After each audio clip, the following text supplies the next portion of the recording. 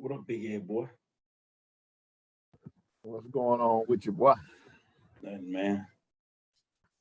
Well, I thought you had him, boy. 7-7 myself. He gonna shock the world. Man, we got to play 2 halves of football, boy. Can't play one. That's right. That's right. So y'all had a We did the fight same. that, We did the same thing. We played 1 half. yeah. But we actually played good in the 3rd quarter. You know, we just didn't play in the 4th quarter. Yeah. Got to put it all together, Hoss. Got to put it together. Yeah. Tell me about it. Got a bye week this week too, right?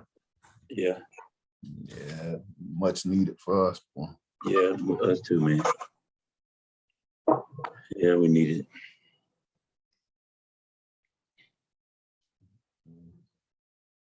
Well, we both out to get out of this week with a win. Somebody got to get done. Shit. Terry, what's up, man? You on mute. You on mute, Terry. I don't know what's up. Hey, see it through, dog team. Oh yeah, I told Dillon, I said, boy, we had a field goal block. They returned for a touchdown. A snag route bounce off my receiver face mask, and they catch it, pick 6, and 2 block coverages. 4 plays, 28 points. It'll get you every time. I tell my players all the time, you never know when a big play gonna come your way. Never know. Yeah. Yeah, when it ain't your day, it ain't your day, doggy. Hey, Ely, we had a fade down the sideline. You'll see it. My DB went up, hit his hands. The receiver fell down. My guy dropped it. It fell right in his lap in the end zone. It fell right on his chest. I said, Lord have mercy. Yeah. Oh, man, I was trying to stay positive, but I was thinking, oh, Lord, you got to be kidding me. Yeah. Sometimes that's the way the cookie crumbles, boy. I tell you. Yeah. I've been past the cookie. I got a whole cake now. Oh, you still on dessert? Hey, hell, I'm working on my cake. I'm working on my cake, Terry. I'm working on my cake.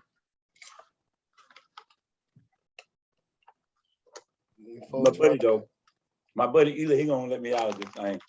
Let me out, Ely. Boy, look here. Nice.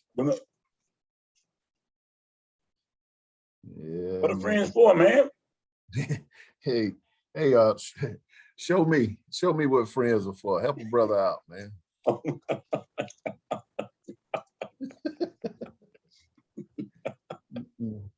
And let's go out there and be the first 2 teams in history to take 70 knees.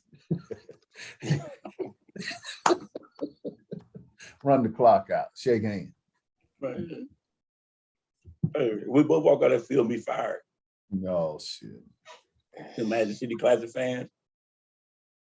Yeah. So.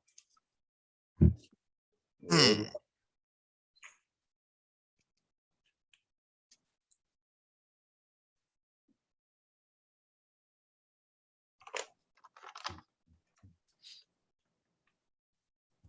Good morning, gentlemen. My name is James Varetta. I'll be sitting in for Andrew Roberts, who is out on assignment covering a SWAC championship event, cross-country championships in the state of Mississippi. I'll just give you a rundown. 10 to 10:05, we'll have the SWAC football updates, recap scores from the previous week, and then at 10:05 to 10:15, we'll have the head coach of Alabama A&M, Cornell Maynard.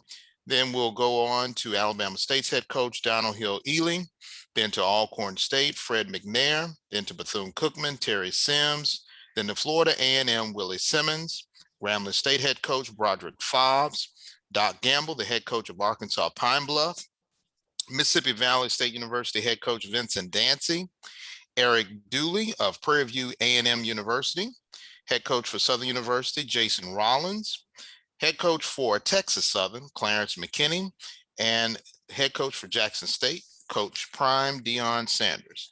I'd like to ask the media to please make sure that you use the hand raising mechanism or send something in the chat if you need to have a question. And we have about 4 minutes left before we get started with the head coach of Alabama A&M, Coach Cornell Maynor, and we'll give you the recap of the games for the week of October 16th. Prairie View A&M defeated Bethune Cookman 35-29. Florida A&M defeated Alabama A&M 35-31. Grambling State defeated Texas Southern 34-20. Southern University defeated Arkansas Pine Bluff 34-7. Jackson State defeated Alabama State 28-7. Alcorn State defeated Mississippi Valley State University 24-12. And we have about 3 more minutes before we'll get started with our first head coach of the day, Cornell Maynor, head coach of Alabama A&M University. So please be patient.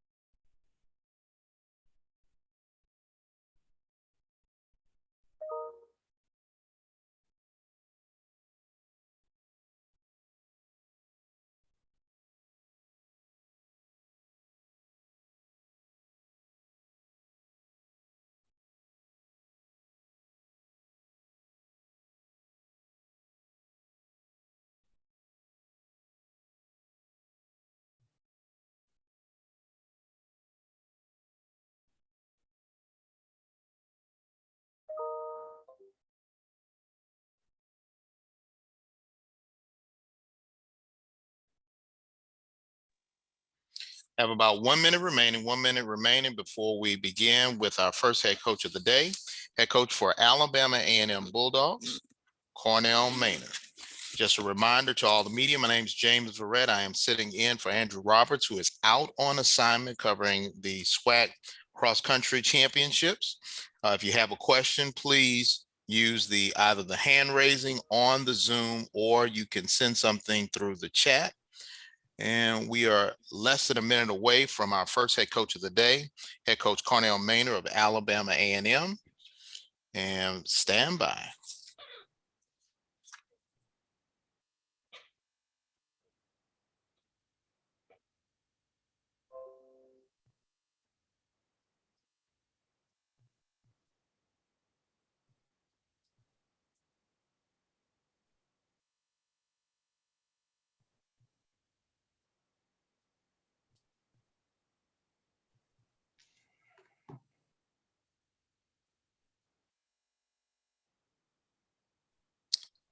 All right.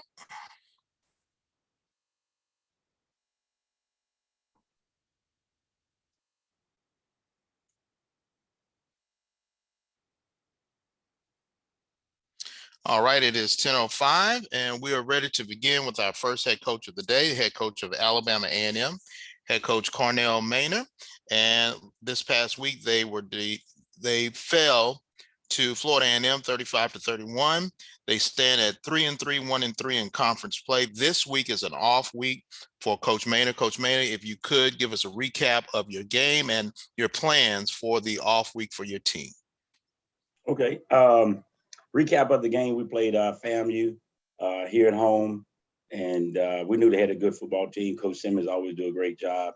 And his team has been playing at a high level. That was a bad loss for us. It was a bad loss. We had a great opportunity to win the football game. And on the other hand, it was a great win for Coach Simmons and his team and his program to hang on and keep fighting and squeeze out a win. We was up 28-10 in the middle of the third quarter and weren't able to hold on. So fourth quarter, they outscored us 19-3 and got out of here with a W. So we got some work to do. We're going to keep fighting. The season ain't over. We need to win out, but we need to start by next week at the Classic and try to get a W there and try to get back on track. We can still have a successful season. We just got to finish strong.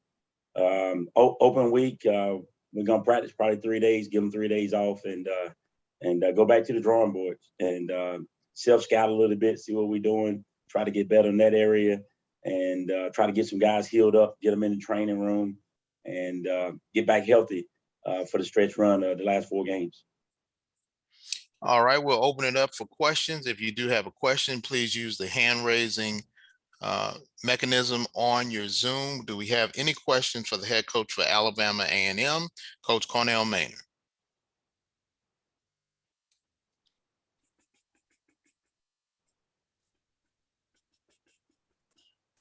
All right, we do have one hand raised. Mo Carter, go ahead. Hey, Coach, good morning. I know these last couple of weeks haven't been, the best situation for your team. So how important is this bye week for not only you and your players, but also for the program in general? It's very important. Mo, we need it. We banged up. We got a lot of people banged up. And so, rightfully so, it's football season. You're going to have that. You guys got to understand they got to do their best, stay in treatment. And then you got to put some tape on them and play. It's just part of the game. But it's crucial for us. We didn't want to go into this bye week on a 3-game losing streak. It's going to make this 2 weeks very long. But we understand we got work to do. And we got to get these guys focused, understanding what we got to do because we let one slip away. So we got to do the little things and continue to play for 4 quarters. We just didn't play for 4 quarters. We played for 3 quarters. So it's a 4-quarter game, though. It's a 60-minute game. Got to get these guys to understand that and finish. And of course, you're going to go through the bye week, but then after that, another huge game, not only because it's the next game, but it is the Magic City Classic. Of course, I know you and Coach Ely, you guys go way back. So what are you looking forward to when it comes to preparing for the Hornets down in Birmingham? It's going to be a battle, man. You know what? It don't matter the records. Throw the records out. When we play those guys, it's always a ball game, man. I think 2-3 years ago it was 3 overtimes. It's always close every year. It come down to the 4th quarter, who's gonna make the last play. And Coach Ely can have those guys ready, flying around. It's the Magic City Classic. They're not where they want to be. We're not where we want to be. But we don't have to do a whole bunch of rah-rah speeches this week or next week because it is the Classic. So both teams will be fired up, ready to play. And have a lot to play for because both teams want to win that Magic City Classic. It's very important to both programs. All right, let's move. Thank you so very much, Mo. Let's go over to Kendrick Marshall and then Dr. Cavill. Yeah, Coach, you guys are on a 3-game losing streak, as mentioned before. What would you say has been some of the common denominators that have contributed to this particular streak you guys are on right now? Just not executing turnovers. We're just giving up too many points right now.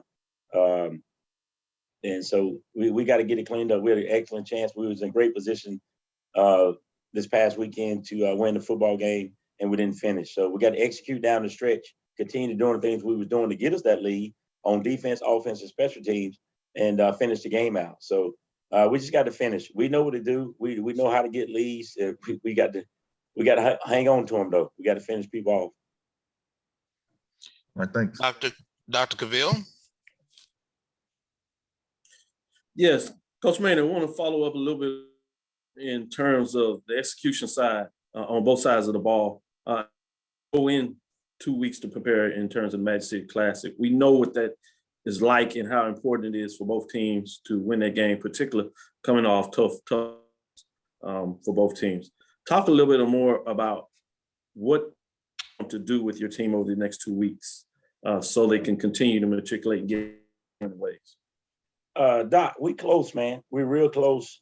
And it takes all 11 on every play. And that's what I'm trying to get across to my team. We have 10 people doing what they're supposed to. We have one person, it'll mess up the play. And that's in all phases of the football game. Special teams, defense, and offense. We had 5 drops. We had our quarterback make some bad decisions. We had some offensive linemen just whiff on blocks. And so we got a wide receiver wide open, but the offensive lineman whiff on the block, quarterback can't get him the ball. Again, it's just one player. So we're real close. That's how we was able to get the lead. When we executed the way we were supposed to, we had all 11. We were able to execute the way we want to, but then we start falling back and have one guy mess up. We had blown coverage twice, and we're in coverage and they get behind us. And that's just one person not being where he's supposed to be, and it costing us touchdowns and it's costing us football games. So we got to get back to doing what championship football teams do, and that's doing the little things and doing your job. You can't do somebody else's job. Do your job. I know you look at one game at a time, which certainly is important because of the need to focus. But obviously, this conference is expanding, and so you have teams that are really good in the conference. You're hearing a little bit more about outside of teams playing for the SWAC championship game and now opportunities for the playoffs. There's some things outside of your control, but if you run these wins, is it something that you would have interest in having your team play in the playoffs? Of course, postseason play, no matter if it's the SWAC championship or the Celebration Bowl or the playoffs. If we could get to 7-3 and be the slip in the playoffs, we would love to represent the SWAC and get an opportunity to play in the playoffs and play for a national championship, chance to play for a national championship. Of course, that's always the goal. If you got a chance to play another game, we definitely we don't have any postseason late classic games where we can't play in the playoffs. So if we can get enough wins and get eligible and get selected, we would love to go. Thank you, Coach. Thank Good you. luck. Thank Couple of weeks. All right. Thank you, Coach Cornell Maynard. Enjoy the week off from competition, and can't wait to see you at the Magic City Classic in Birmingham in a couple of weeks. Thank you. All right. That wraps up our moment with Cornell Maynard of Alabama A&M. Now we move on to Alabama State. Head coach Donald Hill-Ely. This past week, he fell to Jackson State 28-7. And now let's see, we switch over. And can you hear me, Coach? Yes, I got you. All right. First of all, let's recap last week's game and let's talk about your plans for the off week for your team. Well, it was a tale of two halves. We played one half of football and didn't play the second half, and they was able to get out with a win. And we went against a good football team where you got to play 2 halves of football, and that didn't work. Now it's time to get back, heal up some, and get ready for the second half of the season, which starts with the Magic City Classic. Right. Thank you so very much, Coach. Let's open it up for questions for head coach Donald Hill-Ely of Alabama State. Please use the hand raise on your Zoom, or if you need to, please send something in the chat.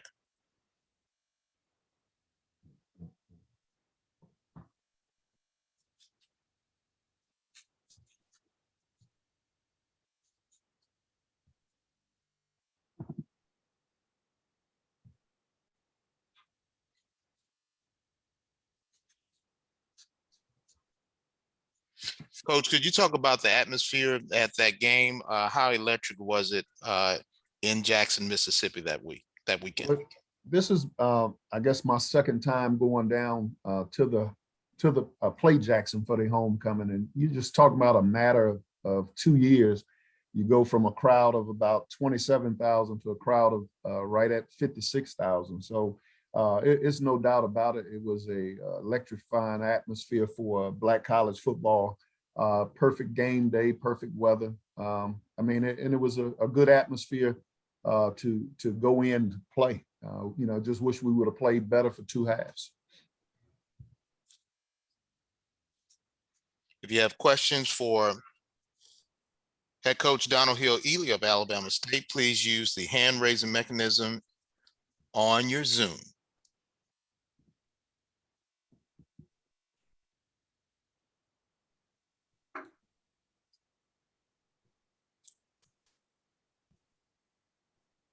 And Dr. Cavill, you're up. Yes, Doc, how's it going this morning? Good morning, Doc. How you doing? Pretty good, pretty good. I know it was a tough weekend in terms of not being able to get the victory, but I wanted to ask you in terms of the atmosphere.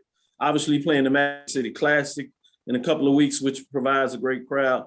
But in terms of going a homecoming to Jackson State, you played in a significant crowd as well. Talk about having your team play in that atmosphere and how for the first half, they really lived up to playing at a high level.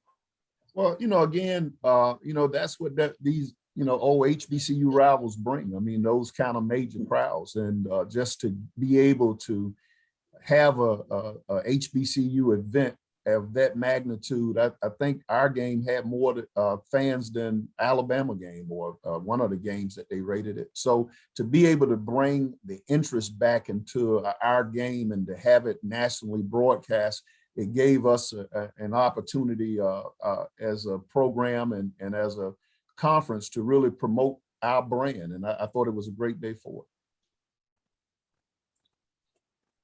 Follow-up question in terms of this off week.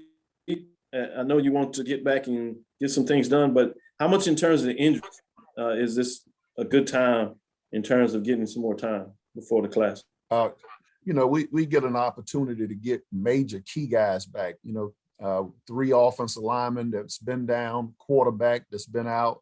DBs that's been out. We get a chance to get our team back that we started with. Football is a physical game, and as you play in this conference, every team has become more parallel. That it's a lot of pounding to take place. So you normally, when you get to the middle of the road, you have a different look and a different makeup of team. So we just got to get some guys healthy, but we still got to be able to execute. So you have to miss the rest and treatment with practice and preparation. So we have to have a balance in that as well. All right, Thank let's go over to Stephen Gaither. Hey, Coach, how you doing? Good. Good morning. Good morning. Good morning. There's been a lot of talk about the Jackson State defense. You got a chance to see them up close, and you've been in HBCU football for a long time. How good is that defense? And maybe where does it measure up with some of the other defenses that you've come up against or you've been a part of, throughout the years? Well, I mean, when you look at the SWAC conference, it's defense. I mean, you're seeing a lot of good defenses out there, and they have a lot of good players as well. They have a good front 7 that does a good job of pressuring you and defeating the one-on-one blocks. So it's a very good defense that is pretty much the caliber of the other defense, our defense, FAM defense. Coach Maynard, and everybody has a good defense, because one of the things that you do in recruiting, you got to be able to stop people to even have a chance in the SWAC. So week in and week out, you're going to see good defenses. Gotcha. Thank you, Coach. Appreciate it. No problem.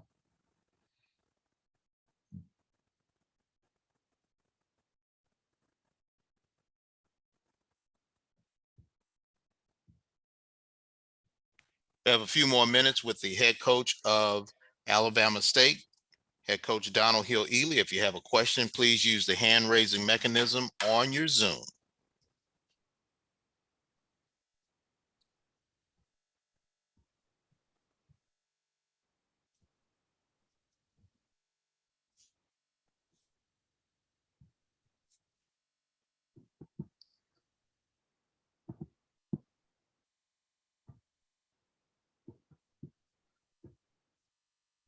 Coach, can you talk about preparing for the Magic City Classic? Is this a preparation in which you have to try to rein back the emotional side of a matchup like that, or do you allow all of that to enter into your preparation? You know what? This week is mainly just gathering your team. We're coming off our second loss in the East, so we have to reassess and reset goals and be able to go into the second half of the season, even though we know it's a long season.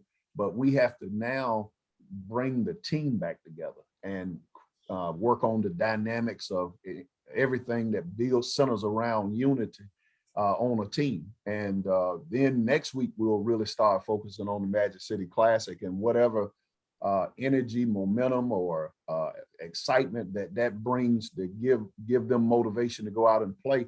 You want to keep all of that and and continue to put before them what's at stake. When it comes down to the recruiting, when it comes down for another conference opportunity. But for this week is mainly focusing on the dynamics of your team, of trying to keep things together and moving forward, coming out of the bye week as the expectations now have kind of unfolded for what's really at stake. That it's not like the going to play the first game of the season. We're going to play game 7, and some things have already been ironed out. So now you have to rework your dynamics. So that's what we'll be working on this week. All right, thank you, Coach. We have a few more minutes with the head coach of Alabama State, Donald Hill-Ely. If you have a question, please use the hand raising mechanism on your Zoom.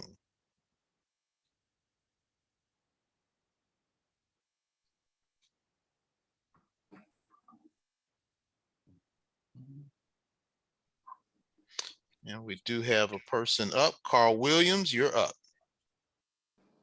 Hey, Dr. Hill-Ely, how are you today? Good. How you doing?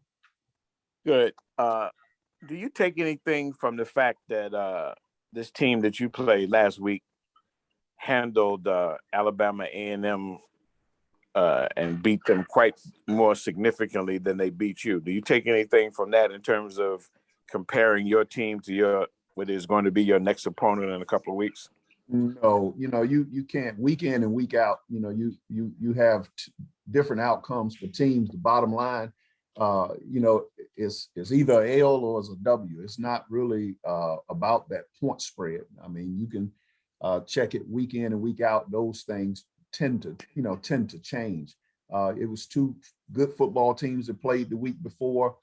They have, Jackson ended up having more plays and of scoring than the other team, but it was still 2 good football teams. This past week, it was 2 good football teams that played, and even though the scores that really is never that indicative of what team is taking the field, because any given Saturday in this conference. Well, what did you take from the fact that you were able to somewhat limit? What did you go in with in terms of the ideas that you wanted to accomplish to kind of keep them from throwing the ball around and putting up those kind of big numbers? Well, we wanted to, disguise some coverages. We wanted to pressure the quarterback. And we wanted to keep the ball away, from them with offense. But, again, we was able to do it for a half, but, second half, we kind of lost our composure, and they was able to get some of the things that they've been getting going in the throw game, as well as the run game. They came out and was able to, get behind us a couple times in the secondary and got some scores, which kind of changed the game and changed the actual pace of the game that we had. All right, thank you, Mr. Williams. We do have someone who came in through the chat. Kari, if you want to ask a question, you can at this time. Kari? Thank you. Coach, I noticed that Jackson State did a really good job on your run game last week. What did they do that was particularly effective against the run? They got a good front, and and we were trying to zone some of the guys, and and that wasn't working. They was able to get 7-8 guys down into the box, which created the one-on-one deal in with our pass protection. But more importantly, it gave them a plus guy in the box to stop our run, which made us one-dimensional. Appreciate you, Coach. Mm-hmm. All right, thank you so very much, Coach. And we wish you a good off week and can't wait to see you guys in Birmingham for the Magic City Classic. Thanks again to head coach Dr. Donald Hill-Ely of Alabama State. Thank you all. All right. And now we'll go up to our next coach, which will be head coach Fred McNair of Alcorn State.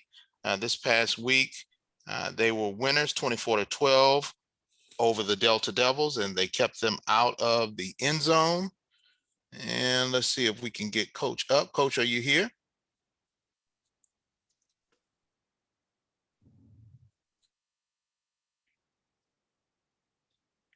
Waiting for head coach Fred McNair of Alcorn State.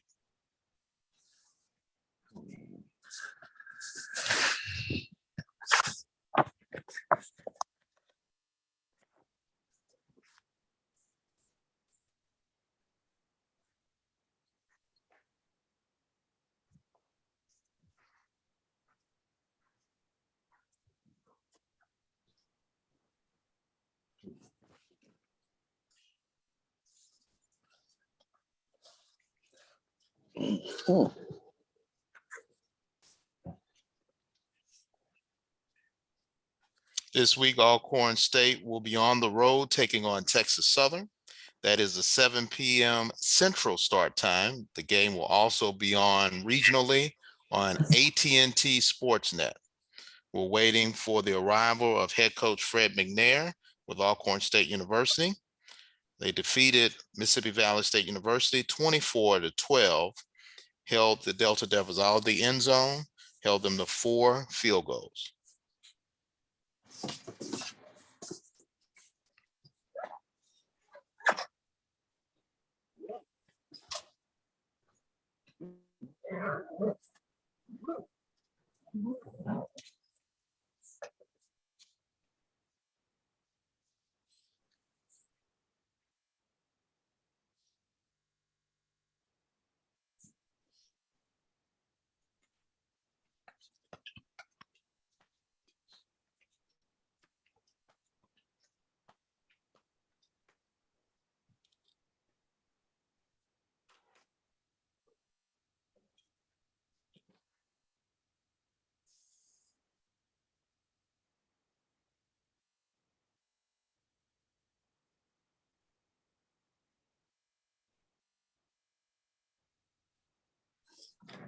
Once again, we're waiting for the arrival of head coach Fred McNair of Alcorn State. This week, they take on Texas Southern, 7 p.m. Central start time. You can catch it regionally on AT&T Sportsnet. This past week, they defeated Mississippi Valley State 24-12.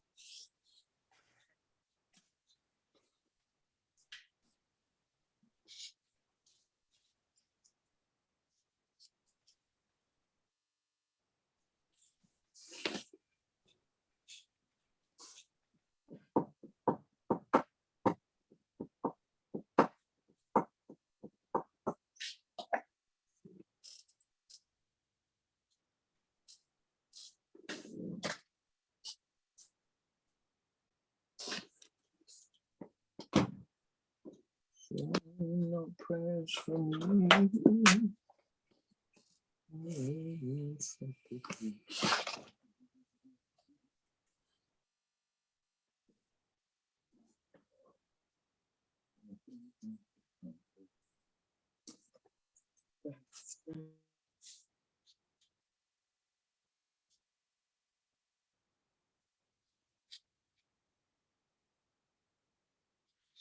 Once again, we are waiting for the arrival of head coach Fred McNair of Alcorn State. And remember, our next coach, head coach Terrence Sims of Bethune-Cookman, will start promptly at 10:35. We have an additional 5 minutes remaining for head coach for Alcorn State, Fred McNair.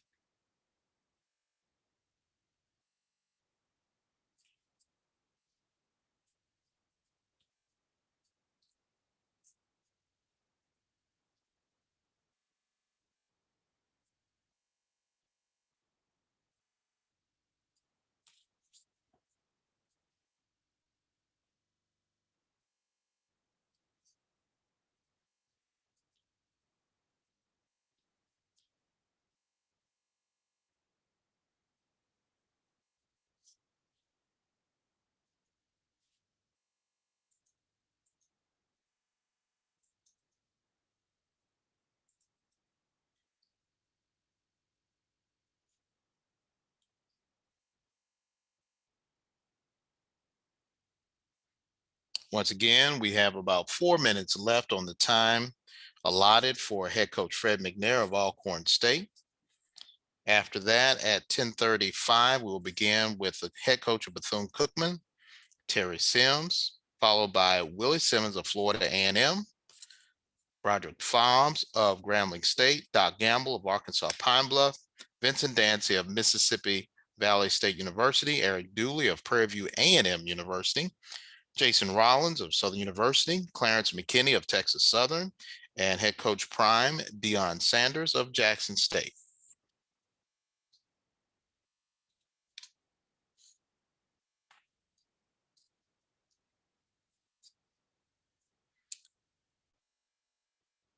We have 3 more minutes remaining in the time allotted for head coach Fred McNair.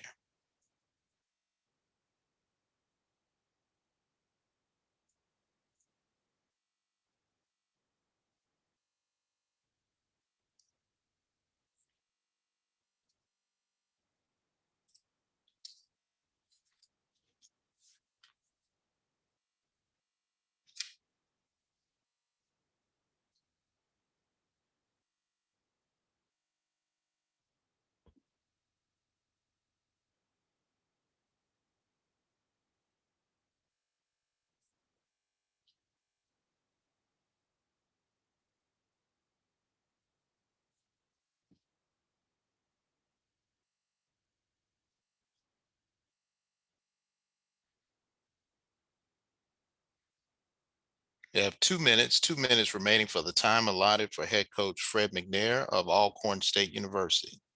Our next coach up will be the head coach of Bethune-Cookman University, head coach Terry Sims.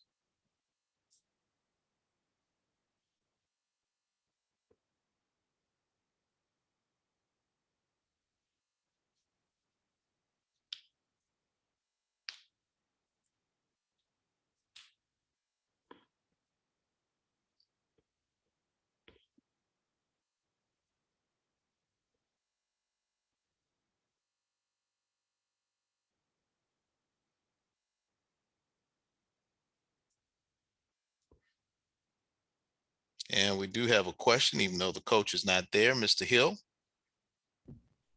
Good morning, Coach Sims. How are you, sir? Can you hear me? No. Hold on one moment. We still have 1 minute remaining on the time for head coach Oh. Fred McNair. And once his time is up at 10:35, we'll begin with head coach Terry Sims. So you just jumped the gun just slightly. I'm sorry. No problem at all.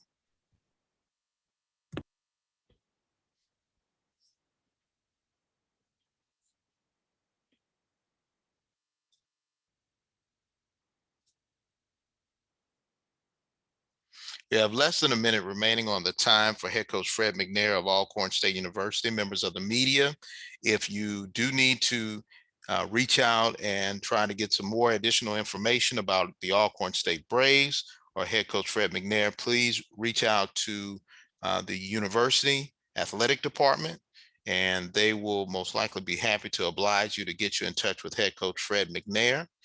At this time, his time has been allotted, and we will move on to the head coach of Bethune-Cookman, head coach Terry Sims, still in search of their first win. This past week, they were defeated by Prairie View A&M University 35-29. This week, they're on the road taking on Jackson State. That is a 2 p.m. Eastern start, 1 p.m. Central. Coach Sims, thank you for joining us. And our first question, can you give us a quick recap of the game against Prairie View A&M and your initial thoughts on playing Jackson State? Well, good morning to start off. I don't honestly think we played a bad game on Saturday. Going back, watching the film, there were 4 plays. We had a field goal that was blocked and returned for a touchdown. We had a receiver fall down, and the ball actually bounced off his face mask and right into the corner's hands. Never seen anything like that in my life. And we had 2 blown coverages. That's 28 points. Not to take anything away from Prairie View, Coach Dooley and his guys, that he had them prepared, and they took advantage of opportunities. And we just didn't do enough to win the game. Still not down on this football team. These guys are still working. We just have to find a way to stop shooting ourselves in the foot and continue to make plays and make the plays that we're supposed to make and finish football games. And I think as far as Jackson State, it's a good football team. They have a good football team. They're well coached, and their guys run around. They play for 60 minutes. We're going to have to go to Jackson, Mississippi and match their intensity to have an opportunity to win this football game. Simple as that. Thank you so very much, Coach. We do have two members of the media with their hand raised, James Hill, and then after Mr. Hill, we'll have Kendrick Marshall. Mr. Hill, you're up. Coach, it's James Hill with BNC Sports. When you're coaching a football team, there's a couple things that come in mind. At the college level, young gentlemen get an opportunity to earn an education, and we can't lose sight of that. Can you talk about that component, and then also, again, the process and staying the course? Well, our thing around here, since 2010, early 2010, we're building men. Obviously, we want to win football games. That's one of the huge purposes for all of us being here. But we want to make sure that these young men are able to be positive, productive citizens when they leave college. And it's all about the college experience. And again, winning football games should be one of those positive experiences that you go through. And we're definitely trying to get back on track and get there. All right, let's move on to Kendrick Marshall and then Dr. Cavill. Mr. Marshall? Yeah, Coach, your program has gotten a taste of SWAC football through 4 conference games this season. What is your assessment of the league and compared to the MEAC that you have right now? I mean, it's good football. I'm not, I said that, before we played one game. It's a great football conference. There are great football teams in the MEAC also.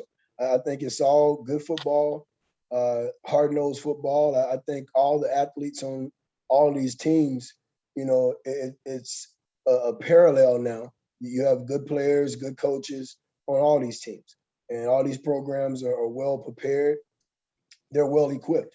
So I'm not going to say I'm impressed because I've thought that's what it would be.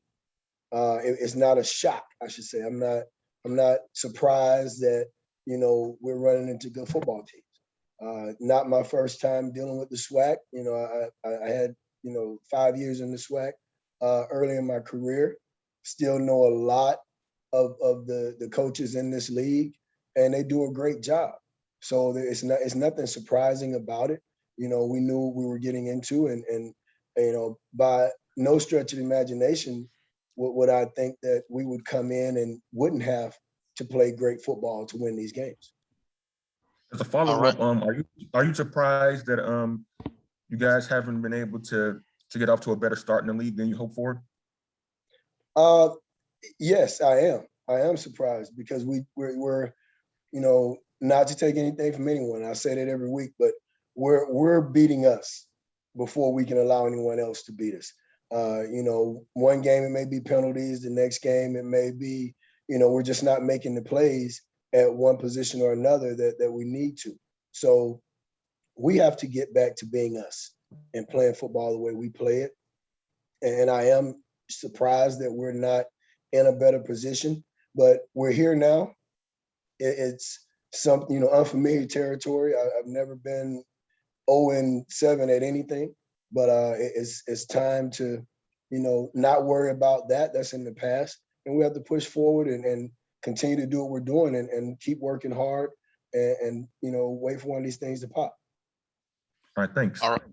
All right, up next we have Dr. Cavill, and then we have Kari, who raised their hand through the chat. Cavill, then Kari. Dr. Cavill. Thank you. Inside the Sports Lab, Coach Sims, your team generally has a reflection of your attitude in regards to really playing the game, tough nose in the trenches and actually all over the field. You talked about in your last answer in regards to keep fighting. Is because of takes your attitude, is that something that you have to talk about, or is that something that the team already, that it's the next game, let's keep focused, we're close, we're going to do what we do. Talk about getting us an understanding of what takes place in your locker room and on the field. Well, I don't think it has to be said, but it is said. And you know, we want to remind them, you know, constantly what our standards are, and the older guys that are here, they understand that. You know, I'm never going to offer up any excuses, and I have not said any of it, you know, all season. We're playing a lot of young football players. We're playing a few transfers that are young transfers. They're you know, guys that still have, you know, 3 years left to play, and, you know, a couple prep school guys. So some new guys in our system, some new guys that are just scraping the surface and understanding everything we need from them in this program. Not gonna say it's anybody's fault anyway. And, you know, at any time you should be ready to play a football game. And that's what I tell our guys. We're not gonna worry about the things we can't control, but we can control us. And that's what we have to get better at doing. Now, in terms of this matchup coming up, I'm gonna hit the road to go to Jackson. Obviously, they're playing some good football, but in terms of what you've seen on film thus far, offensively, some things that you look to get done against that defensive front that's playing pretty well right now. Well, you know, my biggest thing, I think, you know, when you look at what they do, because they have a lot of different packages that they get, you know, on and off the field, we have to make sure, as I said in the opener, we have to match their intensity. We have to take what they're giving us, and we're not going to force things. You know, you don't want to go up against a defense like this and you're running into a brick wall. You have to pick your spots and take the things they're giving you, and we have to play smart football and take care of the ball. All Similar right, to the approach you take offensively as well? Excuse me? I was going to say, is that the same approach you take offensively as well? Oh, yes, no doubt. No doubt. We're taking the same approach in all three phases. Thank you, Coach. Thank you. Sorry about that. Thank you, Dr. Cavill. We have Kari, then Jim Klein Peter. Kari, then Jim Klein Peter. Coach, hitting the road to take on JSU this week. They're coming off a homecoming with 53,000 plus. I'm curious to see if they can follow it up in terms of, you know, crowd and atmosphere. What kind of atmosphere are you expecting this weekend? I think it's going to be a great atmosphere. You look at Jackson State in the past, even when they were not winning, they were not as successful as they're being right now, their fans still came out. They still averaged 20, 30,000 people when they were not being very successful. So they have a loyal fan base. They have a great group of students that get together and support them at their games. So we're looking for an electric atmosphere. We're looking for a great game day atmosphere, great college football atmosphere. When we go to Jackson, we would expect nothing less. Appreciate that. All right, Jim Klein Peter. Yeah, Coach, you just played against Prairie View and Jawan Pass. I was wondering what your impressions of Pass were and of the Prairie View offense. Well, you know, I've been knowing Jawan a long time and have thought the world of him before he went to Louisville when he was in high school. Did a lot of great things then. I think he's a very poised young man. He has a grasp of their offense and what they want to do. And I think he managed the game and moved the ball around as he needed to keep them in the ball game. And they had a couple plays here or there that broke, and he was able to be successful. So I think he's a great quarterback. I think he does a great job of managing the game and managing their football team. What about his physical abilities? What type of quarterback is he? He's a guy that, you know, he's a big guy, but he can run. He can run to be a big guy. He has a nice arm. He will pick you apart. We had to keep pressure on him to not allow him to stand back and just deliver the ball. So I think as a quarterback, he's up there with some of the top guys in this league right now, in my opinion. Thank you. Mm-hmm. All right, Coach Terrance Sims, we thank you so very much. Good luck to you as you go to Jackson to take on the Tigers of Jackson State. Thank you so very much, Coach Sims. Thank you. All right, next up will be the head coach for Florida A&M University, head coach Willie Sims. Coach Sims, are you there? We just got off of Sims. It's Simmons. Excuse me, Simmons, excuse me. I had to, add on the letters to the rest of your name there. Head coach Willie Simmons defeated Alabama A&M 35-31, and they had a 19-3 fourth quarter run. And this was a huge win for their program. They're 4-2, 2-1 in conference play. And we're going to pull you up, Coach. Hang on one moment. And let's get you over here. All right, Coach. And I know we have a number of people who are standing in line to speak, but first of all, let's talk about that game and talk about that catch and your feelings on this week. Definitely excited to be on. Again, want to first off start off by saying my condolences go out to the great General Colin Powell, who unfortunately succumbed to COVID complications this morning. So huge loss for us. And I just want to send my condolences to he and his family. But very excited about last week's win. Huge come from behind win on the road, which is always tough to do. Alabama A&M played a really good football game. I knew that they'd do so. I had no doubt that they'd come in and give us their best shot after coming off 2 straight losses. They're a resilient bunch. They're a well-coached team. They play for a head coach who has a lot of energy and a lot of passion. And I knew that they come out ready to go. And so we shot ourselves in the foot there with a couple of untimely mistakes. Had a fumble recovery for a touchdown. Had an interception that bounced off of either the ground or our player. I still couldn't see off the film where it hit, but bounced up and went into their arms. And had a couple of miscommunications on defense that gave them a couple of early touchdowns. But our guys stood the course.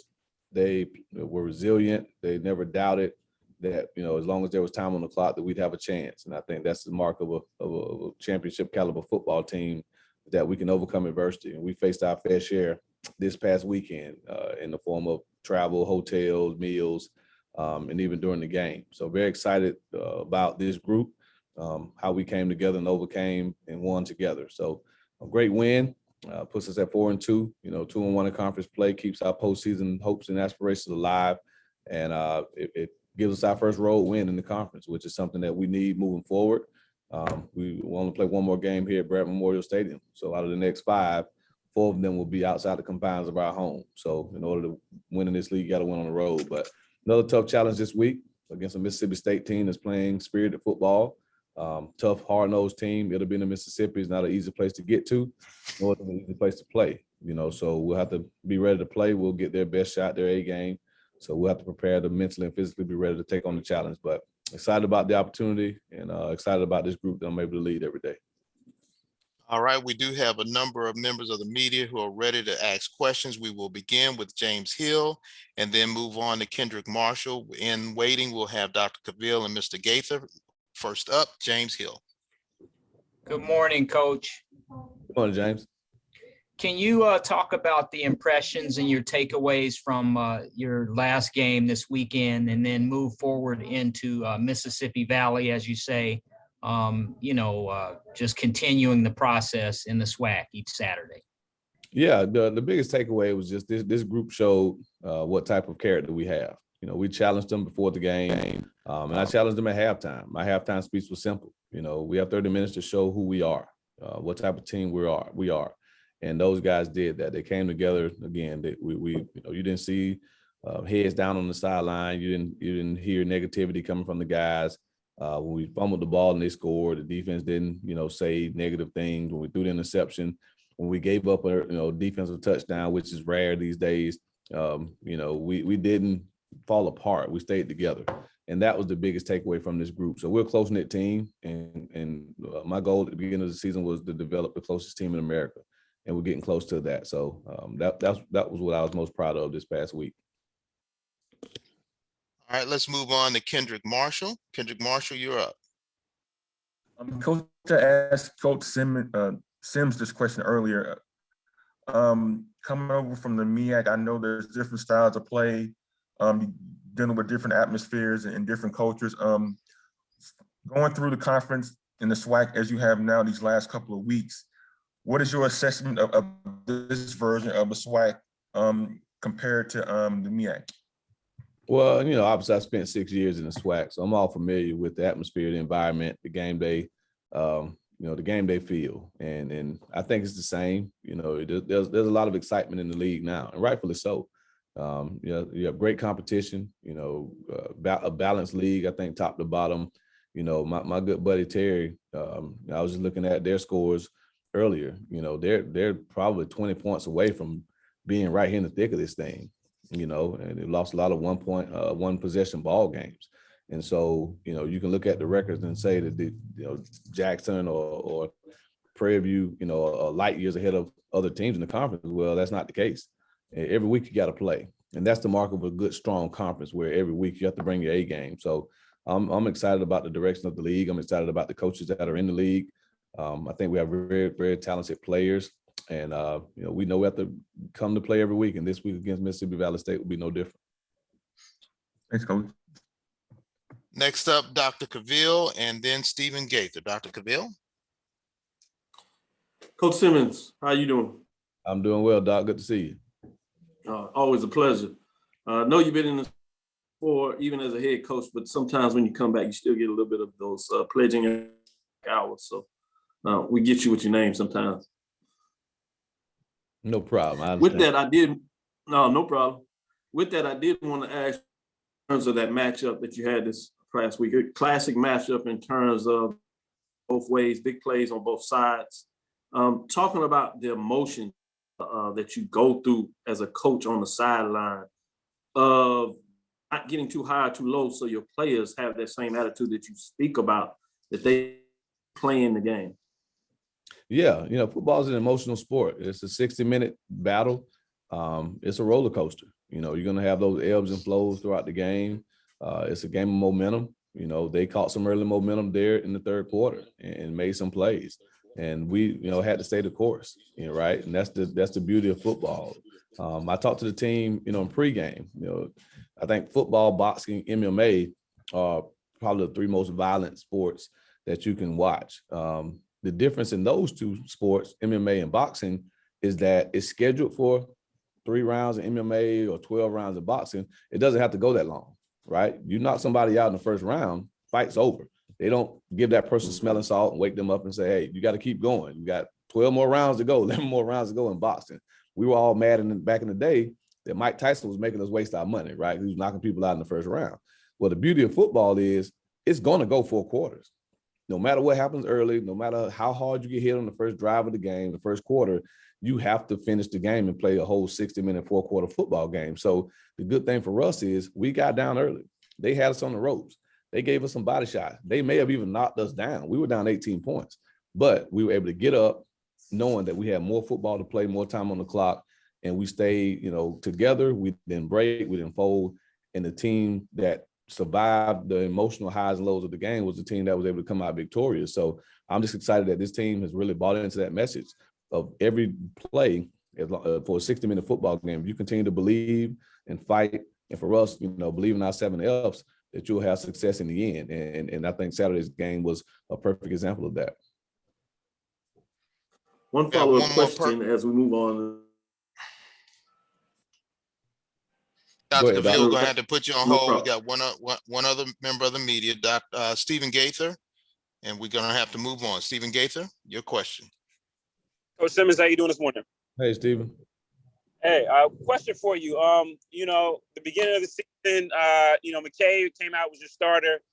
Self-sledding against JSU, but had some good games since then. But in that second half, is that the McKay that you thought that you would see all season? And just talk about him. And again, your running back Bonnet and what makes those guys special for you guys. Well, if anybody watches the docuseries, which I encourage you all to do, ESPN Plus, get your subscription. Why Not Us? Family Football. You will see why Bishop Bonnet plays the way that he does. Right, his story is compelling, and that's why he's the football player he is. And so I don't want to spend a lot of time on him because I think he's getting the just due that he deserves from the docuseries. Rashawn's a guy that is getting better every week. He hasn't played a lot of football in his life. He only played 1 year of high school football, and he's in his really second year of starting, in his life. And so he's only 5 games in, but with every start, he matures, he develops, he grows, the game slows down for him, and you're starting to see the mental aspect catch up to the physical aspect. He's always had a strong arm. He's always been able to drive the ball down the field, but things are starting to slow down as far as his processing. And the more he does, the better he'll be as a quarterback. So he has a bright future. Again, we just have to protect him, be smart, run the football, which we've done the last few weeks, protect him, keep him off the ground. And he's a guy that can lead us to victory. And he's shown that over the last few weeks. All right. Thank you, head coach Willie Simmons, and good plug for your docuseries. You're a good marketing person there, coach. Hey man, I take cues from my great friend, Dr. Cavill. You know, he always talks about my marketing degree. So I didn't give Clemson all these parking tickets for nothing. Very good, coach. Thank you. Good luck to you as you go to Ida Bena to take on Mississippi Valley State. And we will move on now to head coach Broderick Fobs, the head coach of Grambling State University. Coach Fobs, are you there? Yes, I'm here. All right. Thank you so very much, Coach Fobs. And this past week, you were winners over Texas Southern, 34-20. Let's talk about that game and your plans for this week. Well, you know, it was homecoming week. You know, it was really a beautiful day, good day for football. I thought we were ready to play. We were prepared. Our kids did a really good job of focusing in the midst of, you know, of so many people coming home and enjoying homecoming. You know, I thought defensively we played really, really well. There may have been, you know, 2 possessions where we didn't play well. Maybe the second possession of the game, and then maybe the last possession defensively, we didn't play well, but I thought we played stellar. You know, all the other possessions did a really good job of turning them over and taking the ball away and then scoring points off of that. Our defense did a really good job of that offensively. We're still continuing to be a work in progress.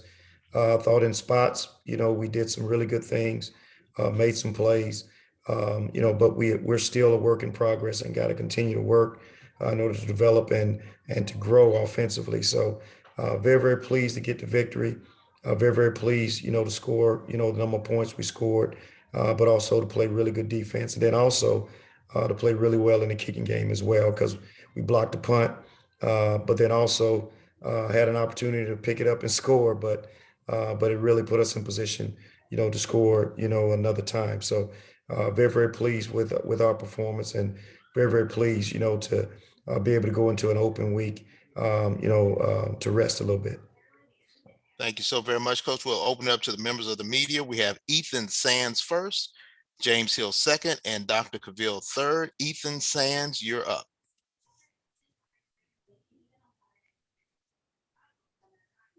Coach, Good morning. There you go. How you doing today, Coach? All right. With homecoming being one of the longest weeks of the season, how will you and your team use this bye week to rest and recuperate to continue their success? I mean, you know, it's what we always do. You know, first thing is we evaluate, you know, what we've done in the previous 7 weeks and see what's glaringly bad, but then also see what's glaringly good, and then try to build on the good and eliminate the things that we're not doing well, and, you know, channel our practice to focus on those things to strengthen us and be prepared and be ready to go. Speaking of homecoming, unfortunately, there were 2 shootings in the Grambling area. It was talk that you had a team leading up to the weekend and trying to keep them safe out the weekend. You were cutting in and out on me. Oh, I'm sorry. Speaking of homecoming, unfortunately, there were 2 shootings in the Grambling area. Was there a talk that you had with your team leading up and trying to keep them throughout the weekend? I can't understand the question. Coach Fobs, he was saying that there were a few shootings in the Grambling area. What were you telling your team in order to stay safe over this past weekend? You know, I mean, right now, I mean, the focus is on the game, and you know, like I said, you know, we played well. You know, Texas Southern came to play. They made some plays also, but you know, at the end of the day, it was really good to see us come out and play Grambling Tiger football. Thank you so very much. Let's move on to James Hill and then Dr. Cavill. Mr. Hill. Coach Fobs, can you talk a little bit about the Grambling way and Coach Robinson's legacy, Coach Rob? And again, that was a great victory you had this weekend. Yeah, the focus, Coach Rob, was real close with my dad. My dad and he were real close. So I was fortunate enough to spend a lot of time with him and to know a lot of the insights of how he wants things done and how he's always envisioned a program being.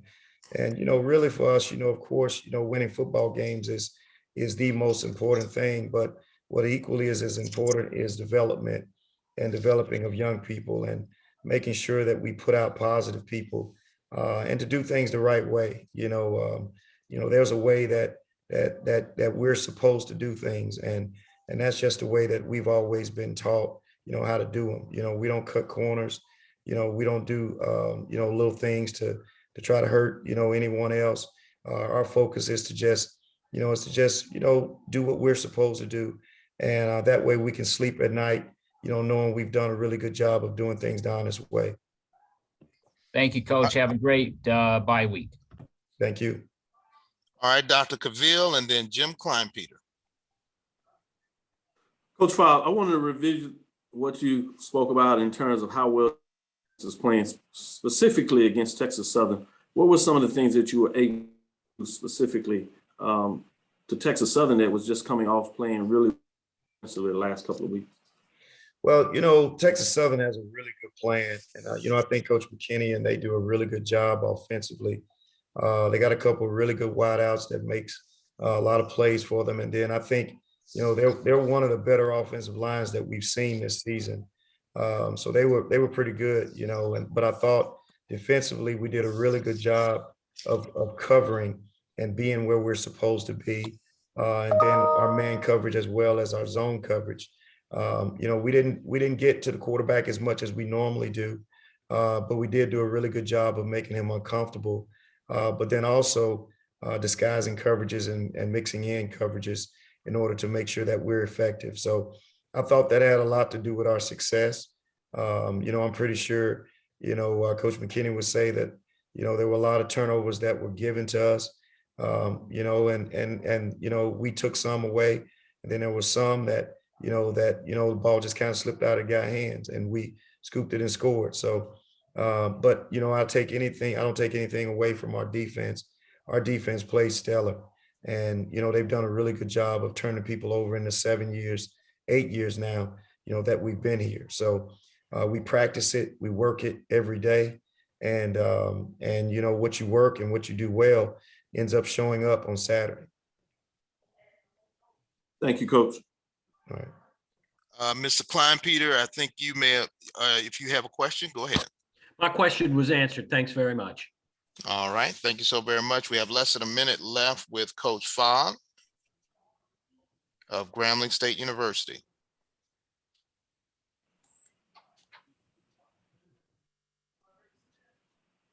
And we do have one more question from Dr. Cavill. Please go ahead. I just wanted to follow up with that a little more in terms of what you want to see on your offensive side of the ball as you continue the season.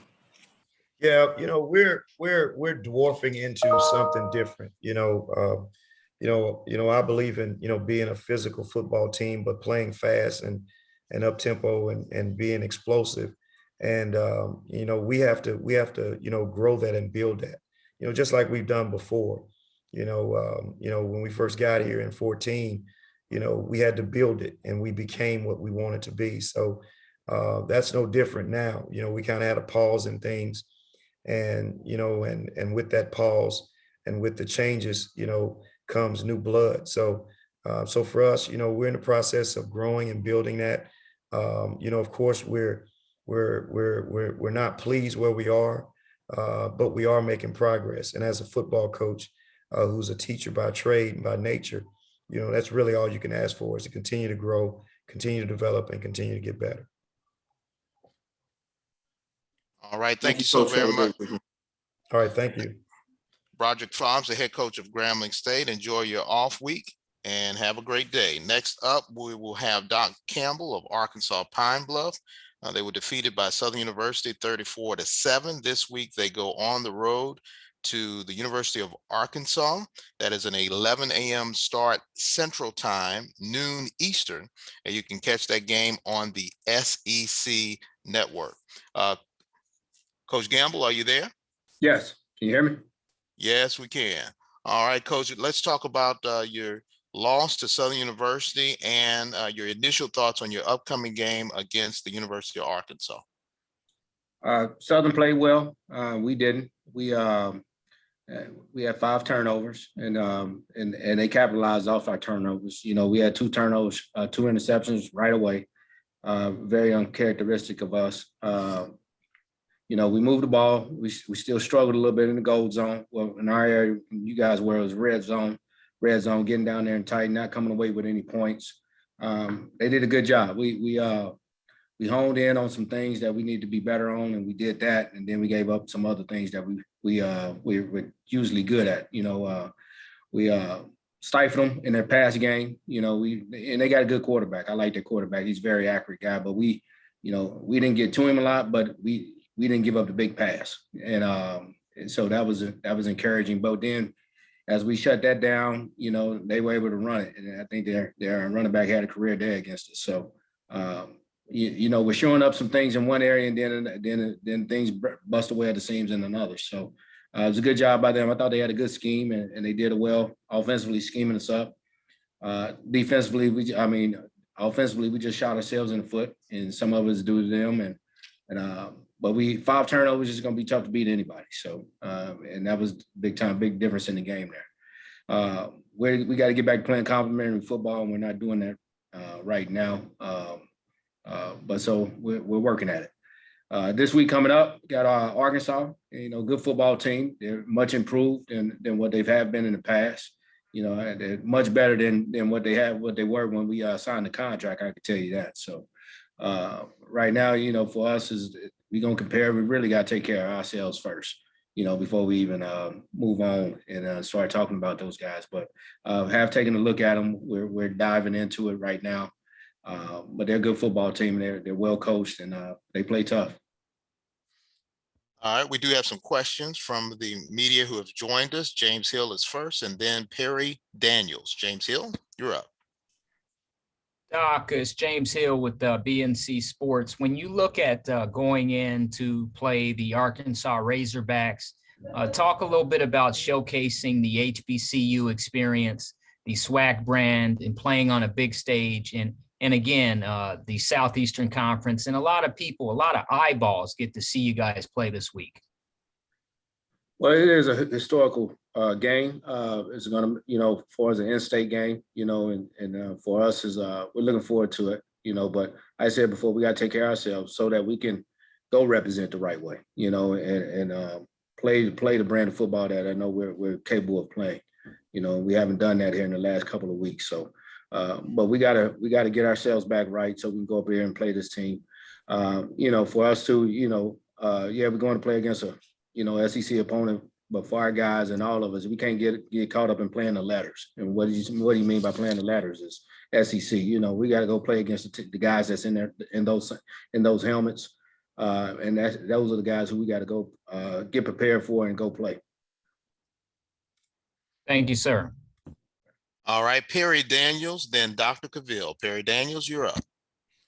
Coach Campbell, good morning. If you could speak about the Southern University offensive line, they seem to have dominated that game. A lot of those guys were picked to be all SWAC at the preseason. Can you speak to the talent on the offensive line of Southern University? Not only the talent, I think they're well coached. You know, and I thought they were well coached. I thought they had a good game plan, a real good game plan. They schemed us up pretty good. You know, we stifled them at times, but you know, they had the home runs, the big time runs, which led to one-play drives. You know, and had a dynamic running back. You know, I thought they were. I think 2 of the backs were out, but this might have been the best one that they got. You know, so I know he definitely was the probably the faster of the crew. And I'm very familiar with the Ben kid. I don't think he played at all.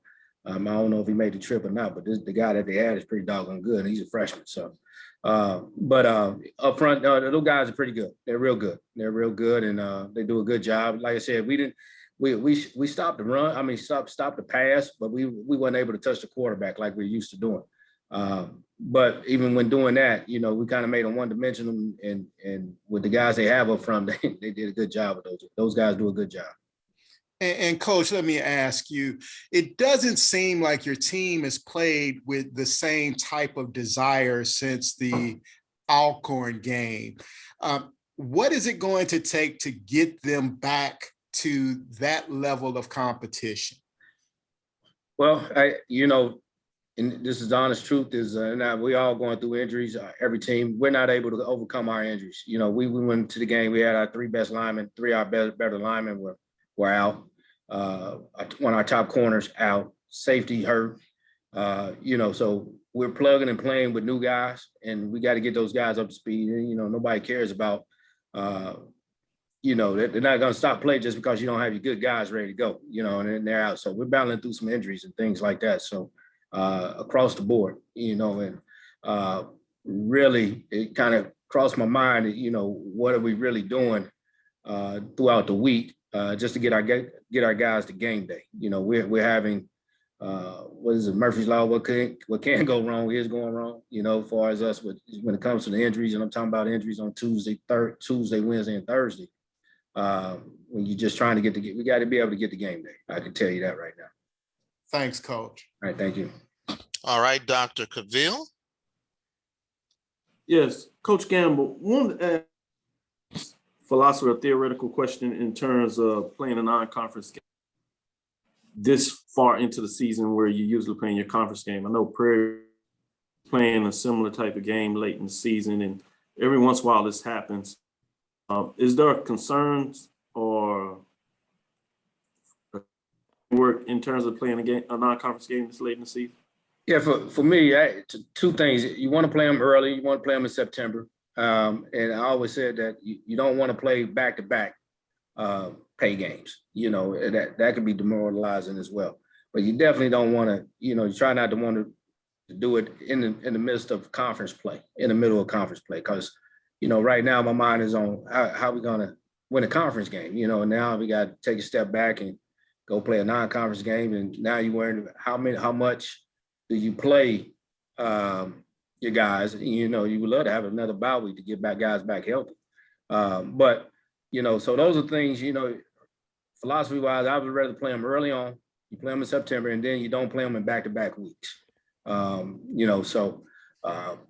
This time of year, it's a tough one. I don't know if we'll ever do this again, but it was done. And I kind of jokingly said it earlier on, and about a week ago, and then this morning, this contract was signed back when Chad Morris was the coach.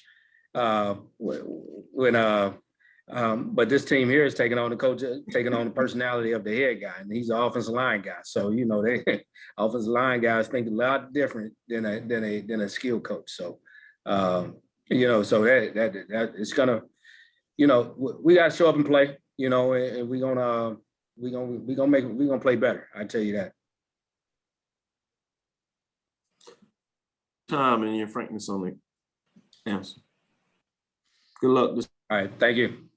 All right, thank you so very much, Coach Doc Gamble of Arkansas Pine Bluff, headed to Arkansas to take on the University of Arkansas, 11 a.m. Central start, noon Eastern time on the SEC Network. Coach Gamble, thank you so very much. Good luck to you this week. All right, thank you. All right, and now we move over to Itta Beta, Mississippi Valley State head coach Vincent Dancy. Are you there, Coach? Yes, sir, I'm here. All right, thank you so very much for joining us this past week. You were defeated by Alcorn 24-12. This week, you will be hosting Florida A&M University, 3 p.m. Central start, 4 p.m. Eastern. This is the first time you guys will meet since 2013. First of all, let's talk about the game against Alcorn and give us a preview of your initial thoughts on Florida A&M. I thought this weekend game was to me, it was a slugfest. Both defense was playing well. I thought our guys fought. I thought they battled.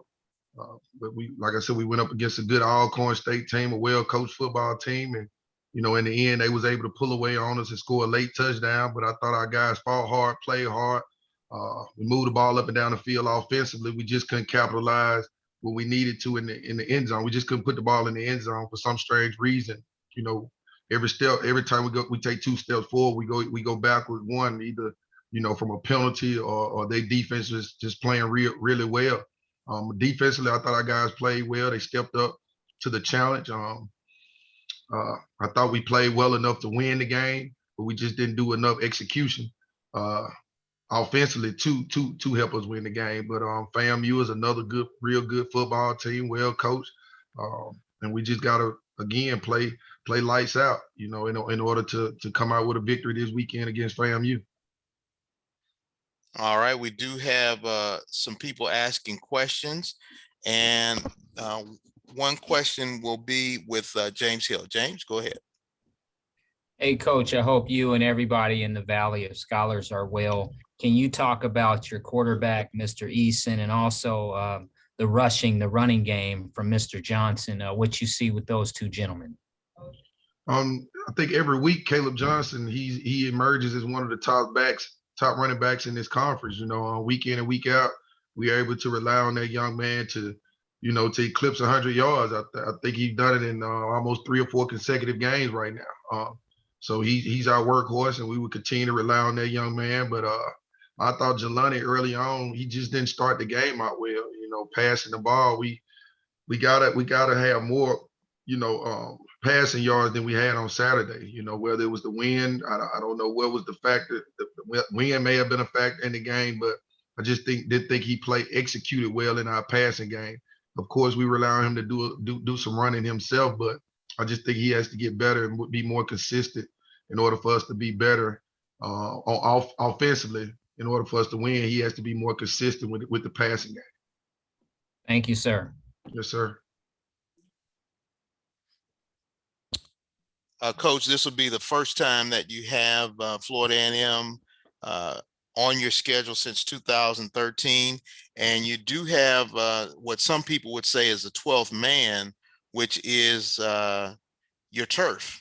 I know there's a turf campaign, but when you go to Enabina, how important is that grass, and does that help your team at all? Grass is grass to me, but at the end of the day, I just think it's a tough place to play. A lot of people don't like to come into the town of Enabina to play football. It's not a place, it's not a hotel in the near area. You have to drive down early to get here.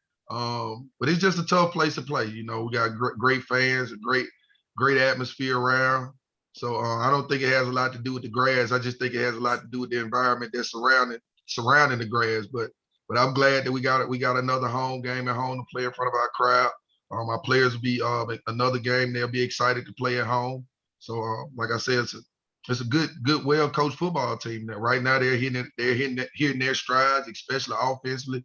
Week in and week out, they're improving offensively. We all know about the defense and how you have to contain those guys. But like I said, we got our hands full again this weekend. And again, we're going to step up and be ready for the challenge. What do you think has been the biggest thing in the turnaround of Mississippi Valley State football? What's been the number one thing that people may not see, but you have seen that has helped this team turn things around? All the players, no doubt it's the players. Like I said earlier, we needed to play football games. I have a lot of new guys new faces on this team, a lot of transfers, a lot of grad kids that hasn't played together before. And football is a game of continuity and being consistent with that continuity. And they just need to play football and buy in, and that's what they've done. They started believing in themselves first of all, because I've been saying it for a while. I knew that this was a good football team. They just had to believe in themselves, and now you can see the way they play. We play hard, we play tough, we play physical. That's how we play, and that's the way we want to play and continue to play it. And they've been doing it for the past few weeks. All right. We do have an additional question. Dr. Cavill, you're up. Inside the HBC Sports Lab, Coach Dancy. Yes, sir. I wanted to ask you about the physicality that your team plays with. Coaches have said it. It's obviously that we see it. If you would allow me to ask, how do you coach a team to be physical, or how do you mentality that you're going to have a physical football team? I think it's a mindset. I think it start with the head coach. I gotta tell you all the time. I was a guy grew up in the 80s of football, 90s of football when when it was tough, hard-nosed football, and that's just that's the attitude I bring every day. It's hard to replicate it at practice, but it's something that I'm reiterating every day. People gonna take advantage of you if you play soft. And like I said, like I tell people all the time, we've never been predicted to win anything, so we got to go out there and show them who we are, but we gonna make them feel us first. And I think if that's the mentality that you have, starting with the head coach and the assistant coaches, then I think it rubs off on players. Just that's who we are. That's the valid way. Nothing's easy. We're a blue collar team. Everything we get is earned, and that's how we're gonna treat it once we get to Saturdays. You're gonna have to earn everything you get, and that's coming in, and you're gonna get hit. You just know you're gonna get hit when you play up. No doubt about it, Coach. I can see it, feel it, and so just wanted to say kudos for you for bringing that to the table. Sir. Good luck next game and the rest of the season. Thank you. Yes, sir. Appreciate you. Have a few more moments with head coach Vincent Dancy.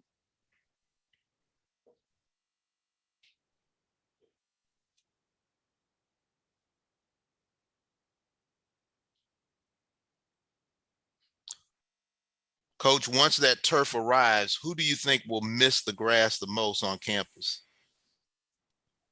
I don't think anybody missed the grass once we get field turf.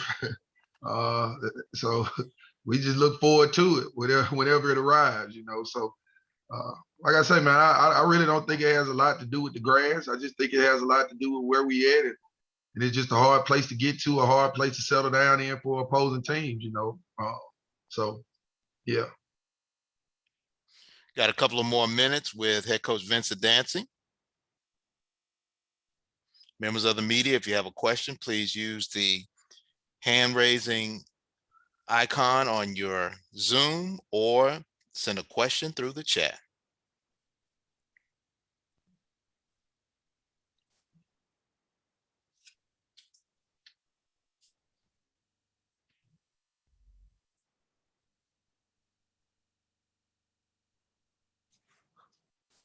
One more minute for head coach Vincent Dancy of Mississippi Valley State.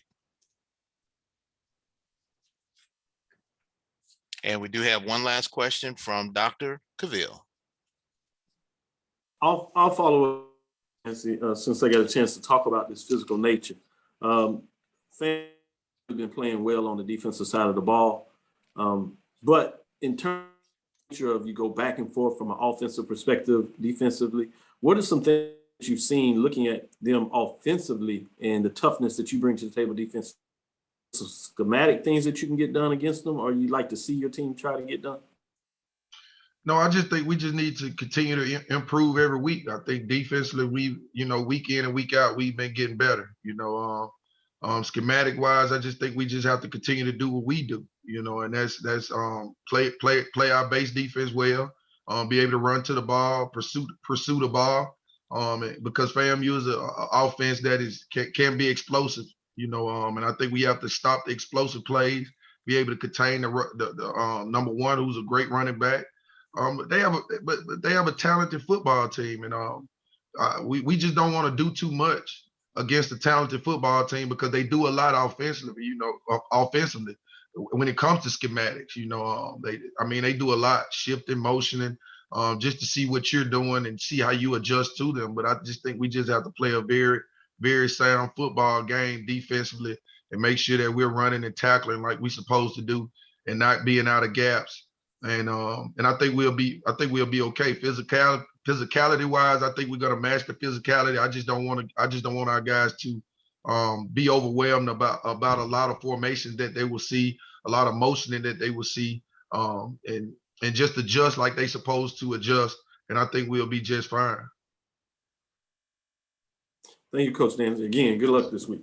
Yes, sir. Thank you. All right, thank you, Coach Dancy. And once again, they'll be playing Florida A&M in Idabina, 3 p.m. Central start, 4 p.m. Eastern time. Thank you so very much. Next up, we have the head coach for Prairie View A&M University, Eric Dooley. This past week, they defeated Bethune-Cookman 35-29. This week, they will travel to Baton Rouge as the Southern Jaguars will host the Panthers of Prairie View A&M for Southern University's homecoming. That is a 6 p.m. Central start, 7 p.m. Eastern time start, and that game can also be found on ESPN+. Coach Dooley, are you there? I'm here. Good morning. All right. Good morning, Coach. If you could give us a recap of your victory against Bethune-Cookman and your initial thoughts on going to Southern University to take on the Jaguars. Well, it was one of those games that I knew was going to be a hard-fought contest. Going down to Daytona to play Bethune-Cookman, very familiar with that, and just know the coach also well, that I knew he was going to have his team prepared to play.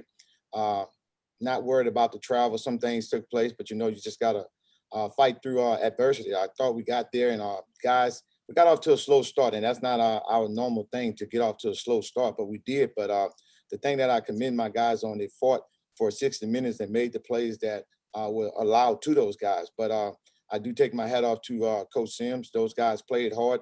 They played for 60 minutes, and I expected that.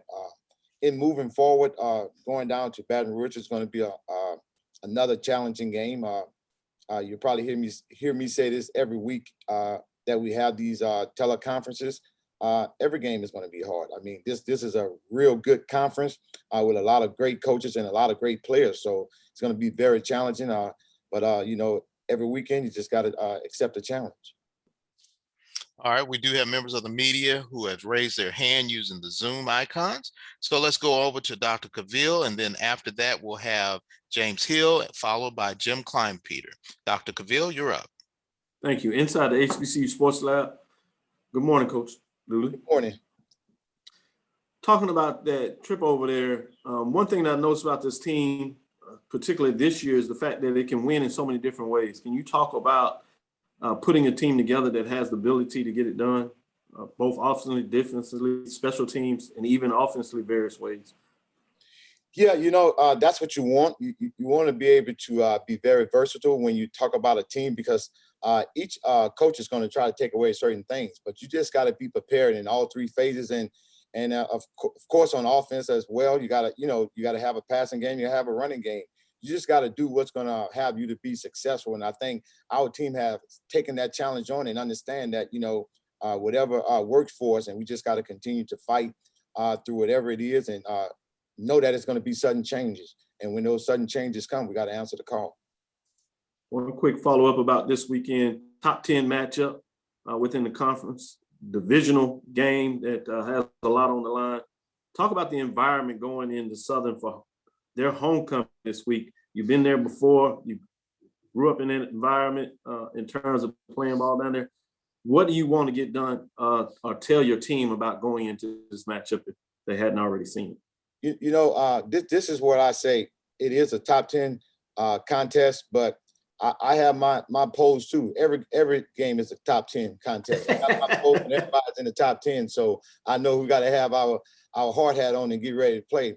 It's an environment that you got to love as a college athlete, to go into an environment knowing that it's going to be a hostile environment, going to be fans there to watch you play. It's something you got to accept. Just understand that the stage can't ever get too big. You just got to go play and do your job. And I think everything else take care of itself. Thank you, Coach. I like that. Great perspective. Good luck this weekend. Thank you.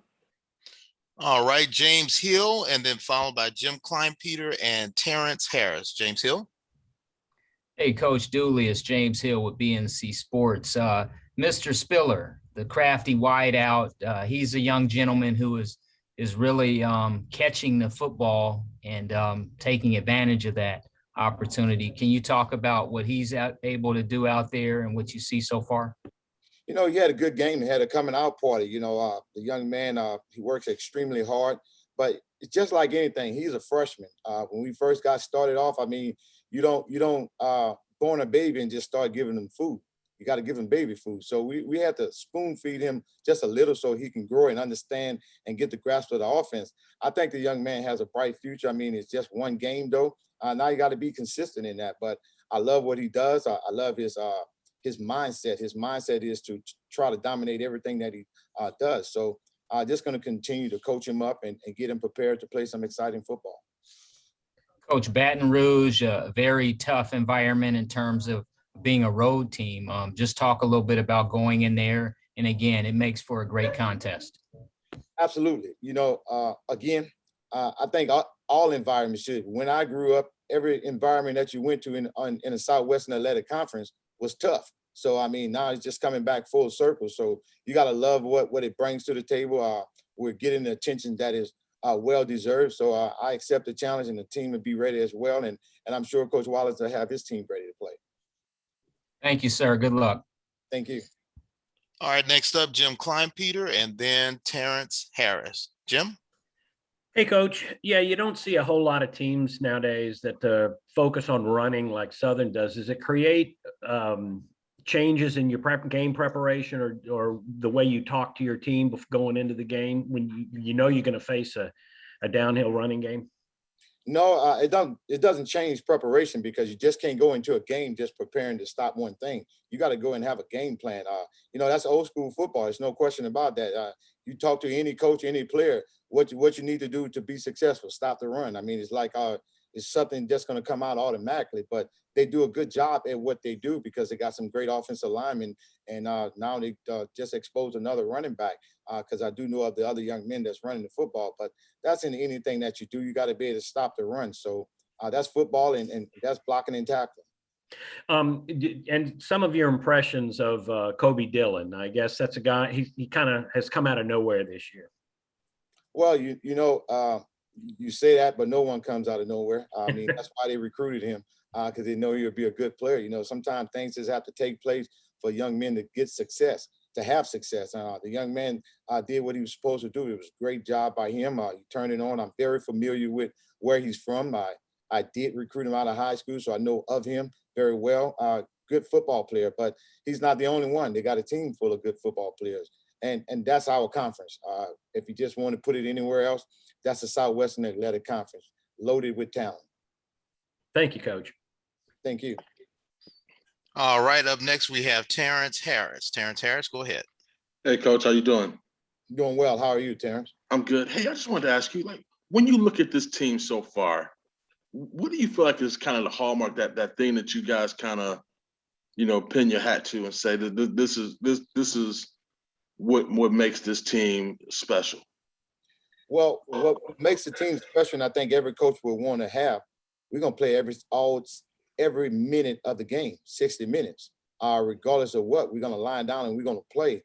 And, you know, I just accept the challenges of what these young men are doing in practice. You know, we see a lot of the game, but you got to see what take place throughout the week, the intensity, the way that they work, the way that they actually lead one another. So I think we have stepped up more than anything this year. Here's the leadership. You know, when you got a lot of guys that's coming back and play together, that helps out a great deal. Yeah, and and along those lines too, I mean, do you think having even though it was abbreviated, that spring season, how much did that maybe help you guys or kind of give you a lift for this fall? Well, I took advantage of it because, you know, you're going to always have spring practice. So right. I didn't look at it as spring practice. You had, instead of having a glorified scrimmage every Saturday, we had a ball game. So we took advantage of that to get some guys experience, to get some guys prepared for this fall here. So it was a great spring for us, not like we wanted it to be because everything was different, but it was the new norm. We had to accept that challenge and move forward.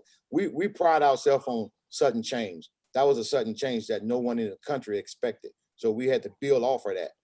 Yeah, thank you. Thank you. All right, thank you so very much, Head Coach Eric Dooley. This week, they're on the road taking on Southern University. That game is a 6 p.m. Central start, 7 p.m. Eastern. You can catch that game on ESPN+. Good luck to you, Coach Dooley, and you have a wonderful afternoon. Thank you.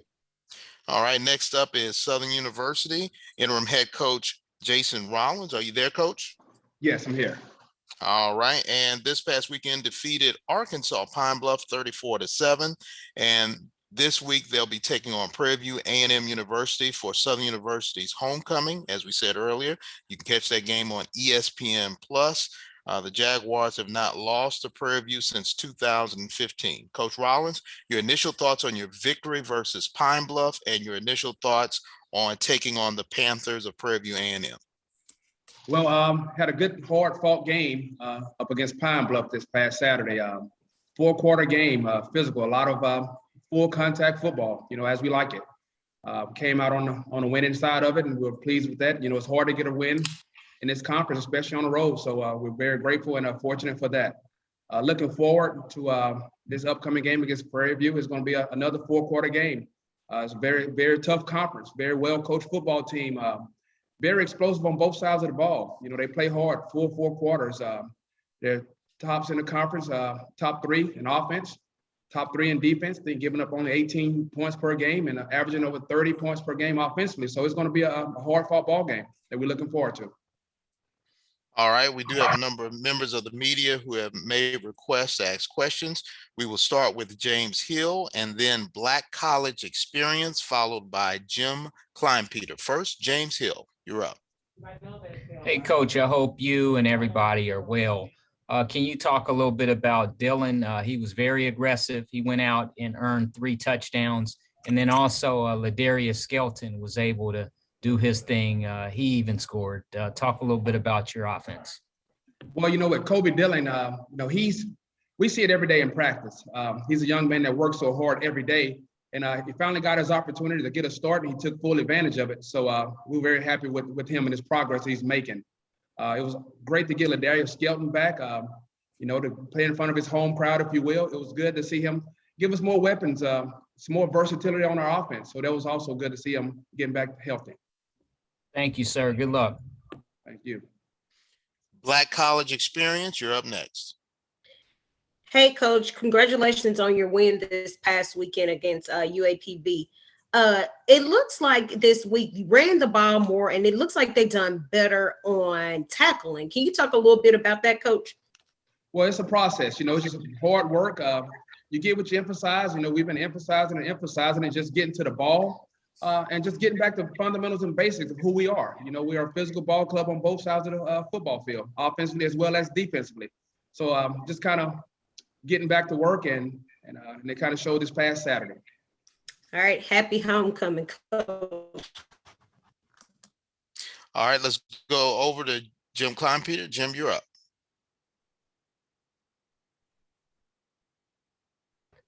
Yeah, I get the one game at a time and everything. You've got the next 4 at home. How good does it feel to be going back home on a positive note coming out of that game, especially with what happened the week before? Well, it's always good to play at home. I mean, it's the conference of home. This is where you practice. It's just in your comfort zone. And we have a very, very tough home crowd. So it's tough on the opposing team. With a packed house, the energy that it brings, our guys feed off that energy. So it's always great to play home. That's why they call it home field advantage, because there's the advantages of playing home. Okay, I meant to ask you this the other night, but you've got a kickoff guy that can put the ball in the end zone regularly, but y'all been going with these pooch kicks, the sky kicks, and it really paid off for you in the UAB game. You got a turnover out of that, and those are intentional, I guess. Is that what you're looking for, to either create a turnover or just pin them back? To be honest, I'm gonna make you laugh. It was because of the wind. Both times we was kicking with the wind, so we couldn't get into the end zone. So why not hang it up high, because it wasn't gonna get to the end zone, because in Dallas, it was very windy, and this past Saturday, it was very windy. So you'd rather him just go ahead and don't overthink it. It was just because of the wind. Yeah, because on a non-windy day, you just assume him kick it through the end zone. Absolutely. Okay. All right, thank you so very much. Let's go over to Dr. Cavill and then Terence Harris. Inside Sports Lab, Coach Rollins wanted to talk about from a media perspective. This is a top 10 match, divisional game, extremely important. How do you speak to players in regards to not having them get too high for games that we will talk about all week about the importance of this game? Well, every week in this conference is a top 10 matchup. So it's just like last week and the week before. So, it's every week. It's a very well-coached conference with a lot of great players. So every week is a top 10 matchup. I like it, Coach. We can't get you out of it. Good, Coach B. Good luck to you, Coach. Thank you. All right, Terence Harris and then Perry Daniels. Terence Harris. Hey, Coach, how's it going? I'm going well. Hey, when you look at a team like Prairie View, what do you feel like is important to try to take away from them first? What's the most important thing, or can you make a decision about one aspect or the other? They're very balanced, very well balanced. If you look at them, they're we're 1 and 2 in the conference in running the ball. They're averaging 91 yards a game rushing. So you just can't focus on one thing. But if you go into any football game, you always have to stop the run. So that's always a focus. But if you sell out totally to stop the run, they have very explosive players on the edges that can beat you, and they have a really great quarterback. So we just have to play fundamentally sound football, read your keys, and play hard every play. Yeah, and then and there's a lot paid attention to their offense, obviously. But what about defensively? What have you seen from them defensively? Tell you what, defensively, they're flying around, making plays on the ball. They play fast and they play hard. Physical football team. Inside with Jason Dumas, Louisiana product, he'll be feeling pretty good coming back home. They have Drake Cheatham. They had a crucial pick 6 this past game. And Darius Campbell at DB, they're very loaded and athletic on the defensive side of the ball. Very well coached. Okay. Thanks, Coach. All right, Perry Daniels, you're up next, then Jim Klein Peter. Perry? Coach, congratulations on bouncing back with the big win in Pine Bluff. If we could get an injury report, we saw Jordan Lewis come off the field injured Saturday, and if you could give us an update on Devon Ben. Right now, we're hopeful. They're all questionable for this Saturday, so it's early in the week, but we're hopeful that they'll be available for this Saturday, but they're questionable. Thank you, Coach. Good luck. You're welcome. All right, let's move over to Jim Klein Peter. Yeah, Coach. I forgot my question. I just wanted you to talk a little bit about Juwan Pass. He's established himself at Prairie View and really has got them, they're 4-0 in the conference. So what do you see there? Anytime that you could, 110 completions, 1,500 yards passing, 10 touchdowns, and also 213 yards rushing, big, strong, 6'5", 6'6", that could throw the ball deep and throw it underneath with accuracy. So, he's transferred, come from the University of Louisville for a reason. So he's a good football player, a true dual threat quarterback that can hurt you with both his arm and his legs. Thank you. All right, we have about 1 minute left with Coach Rollins, and we also see Coach Fred McNair on the line. Coach McNair, if you could wait until about 12:05, if that's okay with you, we can get your press opportunity at that time. Is that okay with you, Coach McNair? All right, man. Appreciate you. Okay, we'll come back to you at 12:05. All right, we have 1 more minute left with Coach Rollins. Coach Rollins, if I'm not mistaken, this will be your first homecoming event for Southern University? Yes, it will be. Yes, it will be. Heard a lot about it, attended a few in college just as a spectator, but it'll be my first one as well. So the players will keep you focused as far as your eyes and your stomach and everything else, right? Well, like I said, every game is a homecoming with this crowd. So the Jag Nation shows up, whether you're on the road or away, is always a crowd. So it's going to be just a little bit more, but in a more familiar venue. I understand. Once again, that game will be at 6 p.m. Central Time, 7 p.m. Eastern. You can catch it on ESPN Plus. Coach Rollins, good luck to you. And we can't wait to see that game on Saturday. Yes, sir. Thank you. All right. And Coach Rollins is done. And now we move over to head coach Clarence McKinney. Coach McKinney, are you there?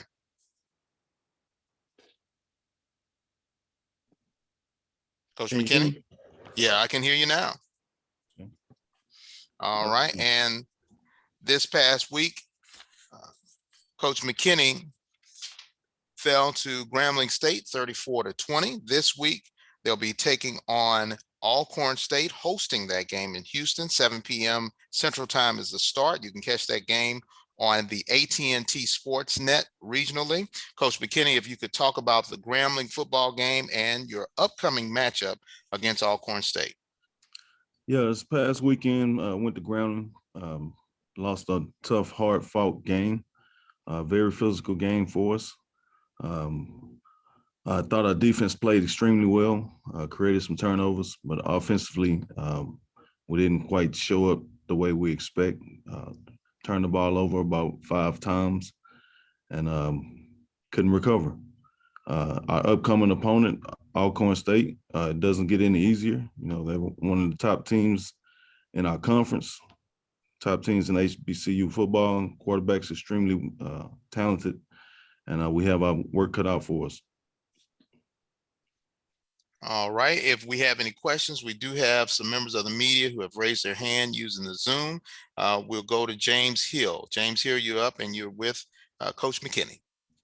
Coach McKinney, I hope you and everybody are well.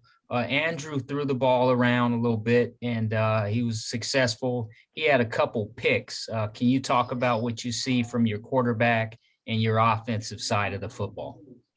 It was just, I mean, you got to give credit to Grambling and their defense, disguising some things for Andrew. It's just part of growing pains. A young kid has to see coverages a little bit better, and he'll be better this week, and he'll get better as he continues to play more.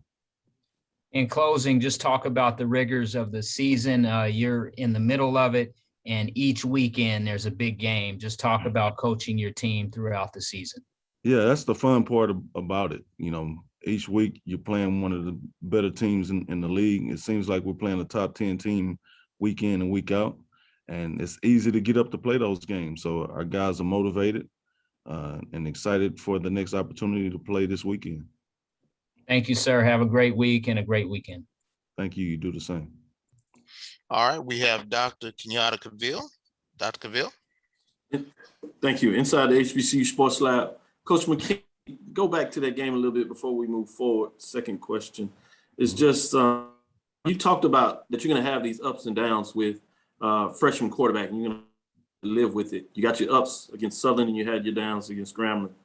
But I want to focus on the defense, as you talked about, it really seemingly improved. Talk a little about more about how you see the defense continuing to improve this season. Yeah, for one, this was probably the first game we've had everyone that we anticipated to play defensively available for us. And so there's a lot of depth there, a lot of guys that we feel like are really talented. And, you know, each week as you go, the guys start to understand your scheme a little bit better. And so watching film of our opponent and matching it with our scheme, we feel like, you know, we're playing defense a lot better than what we've played previously. Quick follow-up question as you talk about it. Week to week in the league, it seems like you're playing a top 10 team, coming in Alcorn State Braves, at least in a lot of people's polls, a lot of eyes. They've been a champion. Obviously didn't play in the spring, but they're coming back playing pretty solid. What are some things that you need to get done in this game? First from a defensive perspective, then offensive, if you would. Well, defensively, we gotta stop the run and don't let the quarterback. I mean, we know he's exceptional and he's gonna get his, but we gotta kind of control it a little bit and not give up big plays. And offensively, I mean, we just got to go out and be ourselves and take care of the ball and stay ahead of the chains and put some points on the board. Is it good to come back because of being at home after being on the road the last couple of weeks? Say it one more time, Doc.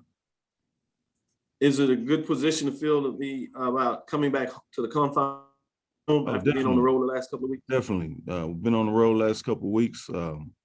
You know, you get back home, you get a chance to play in front of our fans, in front of our student body, and you know, you don't have that travel. So it's definitely going to be a good situation for us playing back at home. Thank you, Coach. Good luck this weekend. Look forward to it. We have 4 minutes remaining with Coach Clarence McKinney. They'll be hosting Alcorn State University, 7 p.m. start Central, 8 Eastern. You can catch that game regionally on the AT&T Sportsnet. If you're a member of the media, you have a question, please raise your hand or use the chat. 4 minutes remaining with head coach McKinney. And we do have a couple of people on, James Hill and then Dr. Cavill. Mr. Coach Hill, you're up. Coach McKinney, James Hill with BNC Sports. The COVID-19 aspect of football, and it has disrupted life over the last few years. Is that still something that you guys pay attention to, or how do you handle the protocol as you continue to play football games throughout the season? Just give us an update on the coaching perspective and during a pandemic. So we're following certain COVID guidelines, but our team's about 90% vaccinated. And so the guys that aren't vaccinated, they get tested 3 times a week. And guys that are vaccinated, if they show symptoms, then we get those guys tested. It's been a challenge, just like for everyone else. And we've been fortunate that we hadn't had very many of our guys lose time due to COVID. Thank you, sir. You're welcome. And Dr. Cavill, you're back up. Thank you. Coach, what does it say about your team that it seems to be there, that it's important for them to follow the guidelines such that they can, and that so many of them love to play? Dr. Cavill, you're breaking up on me. I can't understand your whole question. Paula, if I can try this again. I was going to ask you, what does that say about your team in regards to the maturity of them wanting to play the game and following the protocol, allow them to be able to play? It says a great deal about our team. They love the sport. They love playing football. They love playing for the university. And guys are willing to make those sacrifices to do those things. And it says a lot about our team's closeness, because nobody's everyone's sacrificing for the good of the team, for the seniors to have a true senior season, and everyone's going through it, and our guys just want to play the season, and they made that sacrifice to go out and get vaccinated. One follow-up is the freshman quarterback everybody's talking about, but then your wide receivers, Cullen Davis, 6'2", 187 pounds, playing really well. Student Jonathan Giles. How does that work when you have mature years of experience at the wide receiver, but a young quarterback? Talk to me a little bit, and how does it work? It just takes a lot of reps. You know, it takes a lot of before practice, after practice, time put in for those guys to get on the same page and understand each other. And the 2 seniors have been really good for that room, because there's a room full of freshmen. And they shown those guys, as well as showing our young quarterbacks, what hard work looks like and what it takes to be successful in this league. Thank you, Coach. Good luck this weekend again. Thank you. All right, we have 1 more minute remaining. 1 more minute with head coach Clarence McKinney of Texas Southern. They'll be hosting Alcorn State this Saturday. Time is 7 p.m. Central, 8 Eastern. You can catch that game on AT&T Sportsnet. Coach, we thank you so very much for joining us, and good luck to you this week. Thanks for having us. All right, next up, we have head coach of Jackson State University, Coach Prime, Deion Sanders. They were victorious this past week, and they will be hosting Bethune Cookman, 1 p.m. Central start, 2 Eastern, and that will be in Jackson. This past week, they were victorious over Alabama State.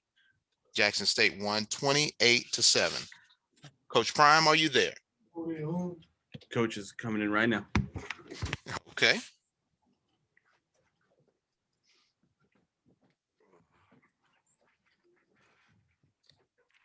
All right, Coach. Thank you for joining us.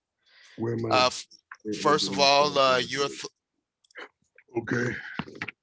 All right, your thoughts on the victory and the crowd, and also Let's your see that, initial thoughts. I'm sorry, guys. I'm trying to get this video stuff together. I don't see myself. I don't see none of you guys. I don't see nothing. Give me something.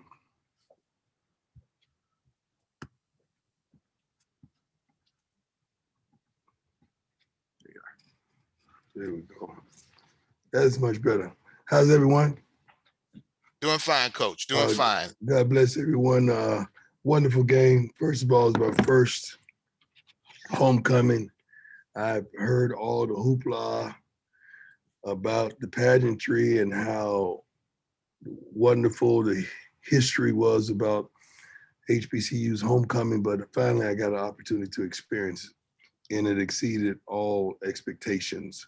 I'm very appreciative and thankful of the attendance of, I believe, 53,578 homecoming record. Tremendous television coverage and what we accomplished as well. It was a tremendous success. Alabama State played a valiant game. They gave it their best. I think we were just a little better on Saturday, but it was a good game. Competitive. Defense showed up like it normally does. They played lights out. Offense, we ran the heck out of the football. We really did. We were really excited about that, the way the lineman blocked, and we got after it, and we were able to score some points and then seal the victory. So it was a great game. I'm happy with the outcome. Let's do it. Coach, your initial thoughts on taking on Bethune-Cookman? Give me some volume, dog. I can't barely hear him. Say that again. I'm sorry. Your initial thoughts on playing Bethune-Cookman this week? Well, that's from my neck of the woods. Even though I wasn't recruited by Bethune-Cookman, there was always a thought coming out of high school that, hey, man, we're going to Bethune. It was kind of like not a funny thing, not a hilarious thing, but we thought like that, but we were never recruited by any of the HBCUs. But I'm excited. I'm excited because it's from a home state. I'm excited because I understand how wonderful this institution has been in the wonderful players that they birthed through the years. And I'm excited. I really am, especially we playing another home game. All right, we do have a number of members of the media who would have questions. First up is James Hill, then Black College Experience, followed by Mark Gray. James Hill, you are up. Coach Prime, is James Hill with BNC Sports. I've been watching Shedeur since his sophomore year. On Saturday, he was able to go 17 of 29 for 201 and 2. Can you just talk about his development, and every weekend he gets better? Well, he didn't play his best game this week. I think some of the route combinations and some things that threw up against us really derailed him a bit, but the running game was very substantial. Shedeur is a constant professional. He works his butt off. He studies, he prepares like no other, and he's a born leader. So I love what he's bringing to us at Jackson State. I love what he's bringing to the SWAC, but most of all, I love what he's bringing to just FCS, period. He's challenging us and our coaching staff to coach and teach and instruct and develop him at a whole nother level. He's not a normal kid just coming out of high school. He demands more. He really does. You got to see the way he prepares on a week-to-week basis. It's very admirable. Thank you, Coach. Good luck going forward. I appreciate you. All right, next up is Black College Experience, followed by Mark Gray. Black College Experience, you're up. Hey, Coach Prime, Keisha Kelly from Black College Experience. You got a chance to experience that atmosphere and all of that.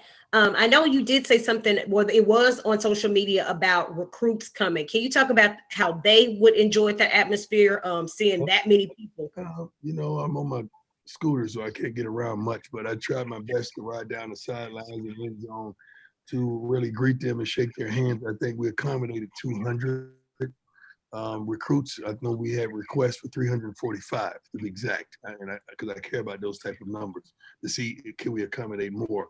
It was really, really good. I think we had several unofficial visits that had great visits. I mean, you could ask for more. Official visit to see that atmosphere, to see the fanfare, to see the culture, to see what we presented, and to win at that. It was phenomenal.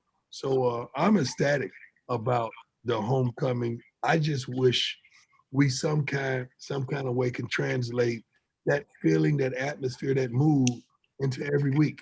That's what the Power Fives do. You know, the numbers we had, we're extremely thankful.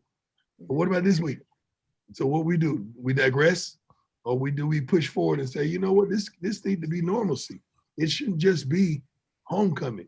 I know finances play a major role in the economic understanding of our people, but I wish we could get to the point where that 53,000 is the expectation week in and week out. That affects the economy. That affects so much. Hotels are all packed, restaurants are all packed, the shopping plazas are all packed. Therefore, the state and the city makes so much more revenue. Now we can have a say so in where that's distributed. Now our roads are paved much better. Inner cities look a lot better because of what we're bringing to the table. That's the way I think, sis, and that's the way I think things should be. I just wish we could have consistency in these type of numbers and not just for homecoming. Thanks, Coach. Good luck this weekend. Your hair looking good too, girl. You go ahead. Thanks, Coach. I see you. All right, next up is Mark Gray and then Dr. Cavill. Mark Gray, you're up. Hey, Coach Prime, how are you? I'm great. I just wanted to ask you about, as you approach the stretch drive to the finish line of the season, where are you looking to get better? Where have you seen the most improvement? I think we could get better in all phases. Running the football, number one. The passing game, that's the overall structure and the route combinations, and just overall play calling. TC Taylor's done a tremendous job. We had a great outpouring of offense a week ago. We digressed a little bit this week. Defense is playing superb, but we're not forcing turnovers. We hadn't had an interception yet. How can you be the number one defense in the SWAC and you have not one darn interception yet? I don't even understand how can those statistics even be married to one another. Special teams, the punt game, the kicking game could be so much better, not only in depth on kickoff as well as punting, but the return team, we got to coverage a little better. We got to cover a little better. So in every phase, we could do so much better. Our goal is to win every snap, every series, every quarter, every half, consequently the game. I think we 2 weeks ago we lost the fourth quarter. I think we lost one quarter here. Or the second quarter, did we tie? Second quarter? Yeah. We don't like that. We like to win every quarter. That's the common goal. So there's so much room for improvement. We got to practice better. We played like we practiced. We were horrible in the beginning, just like we was horrible early in the week, and we turned it on at the end of the week. And we can't do that. We need to have a consistency of practice. All right. I guess as an intangible, how much of a cultural awakening for you with a person who has football in your spirit for all your life to see or be a part of your first Black College Football Classic, now your first homecoming? You speak with such reverence. It seems like it hits you deep down in your soul, those two experiences. Yeah, it really did, my man. I really want you to understand it really did because, oh, shoot, how can I say this eloquently? Keep it real, do you? That's the only way I know. I'm trying not to go too real. Okay, that's the problem. I got to remember I'm a coach. Sometimes I can't go too real. I've been amongst my people all my life, but not amongst my people. So just seeing everything and being amongst my people, involved with my people, in the midst of my people, is totally different than when you're on the field and you're performing. I'm not performing anymore. I'm helping building, to build, to magnify, to construct, to enlarge, to improve everything that I'm doing amongst my people. And that's the difference. And I'm getting the opportunity to indulge in it. I love it. I got on the golf cart and drove down, what's the whole strip that we call? The garden? The yard? I know it's the yard. It's another name for it. It's got to be another name for that, the whole strip of the corridor down the whole college that I know it's the yard. Every black man knows the yard, but it's something else we call down the whole strip of the university. It's like during a half a mile long. And to get on a darn golf cart, man, with my kids and to see that, it was unbelievable. I mean, people were selling items, food was for sale, they were stepping, but it was peace, man. We had no ignorance, no adolescence, no foolishness. And I loved it. I loved every minute of it. Embraced it in its totality. That's what I love. All right, let's move on quickly. Dr. Cavill and then Kendrick Marshall. Coach Prime, I want to ask you about everything I've read, heard, talked to you about is your level for perfection. Yes, and you've done it at the highest level. Now, in terms of translating coaching team, how do you seek to get that done for your players? Ranked number 1 in a lot of the polls, top 25. How do you get them to understand to get better in terms of perfection? Well, I don't buy rankings. I don't believe in rankings. I don't know who do the rankings. I don't know where they get their license to rank anything. But it's certain goals and certain marks that we want to set. And I could find that little thing that we need to do when somebody say, oh, that's great. I'm looking at it, no, that's good. Because I have a greater expectation. And now our team has that same expectation. Everyone could be clapping for them and cheering for them, and they're coming out the field saying, dang, we ain't got an interception yet.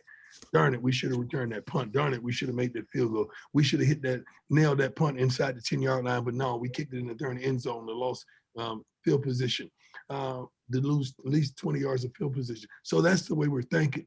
But you got to impregnate the mind with that understanding and that thought process, because oftentimes you would think you're doing great, but you really ain't doing good because of the cold hand claps of people that don't even know your middle name. So I'm that navigational system inside of them that's able to tell them directly where they are with no hesitation.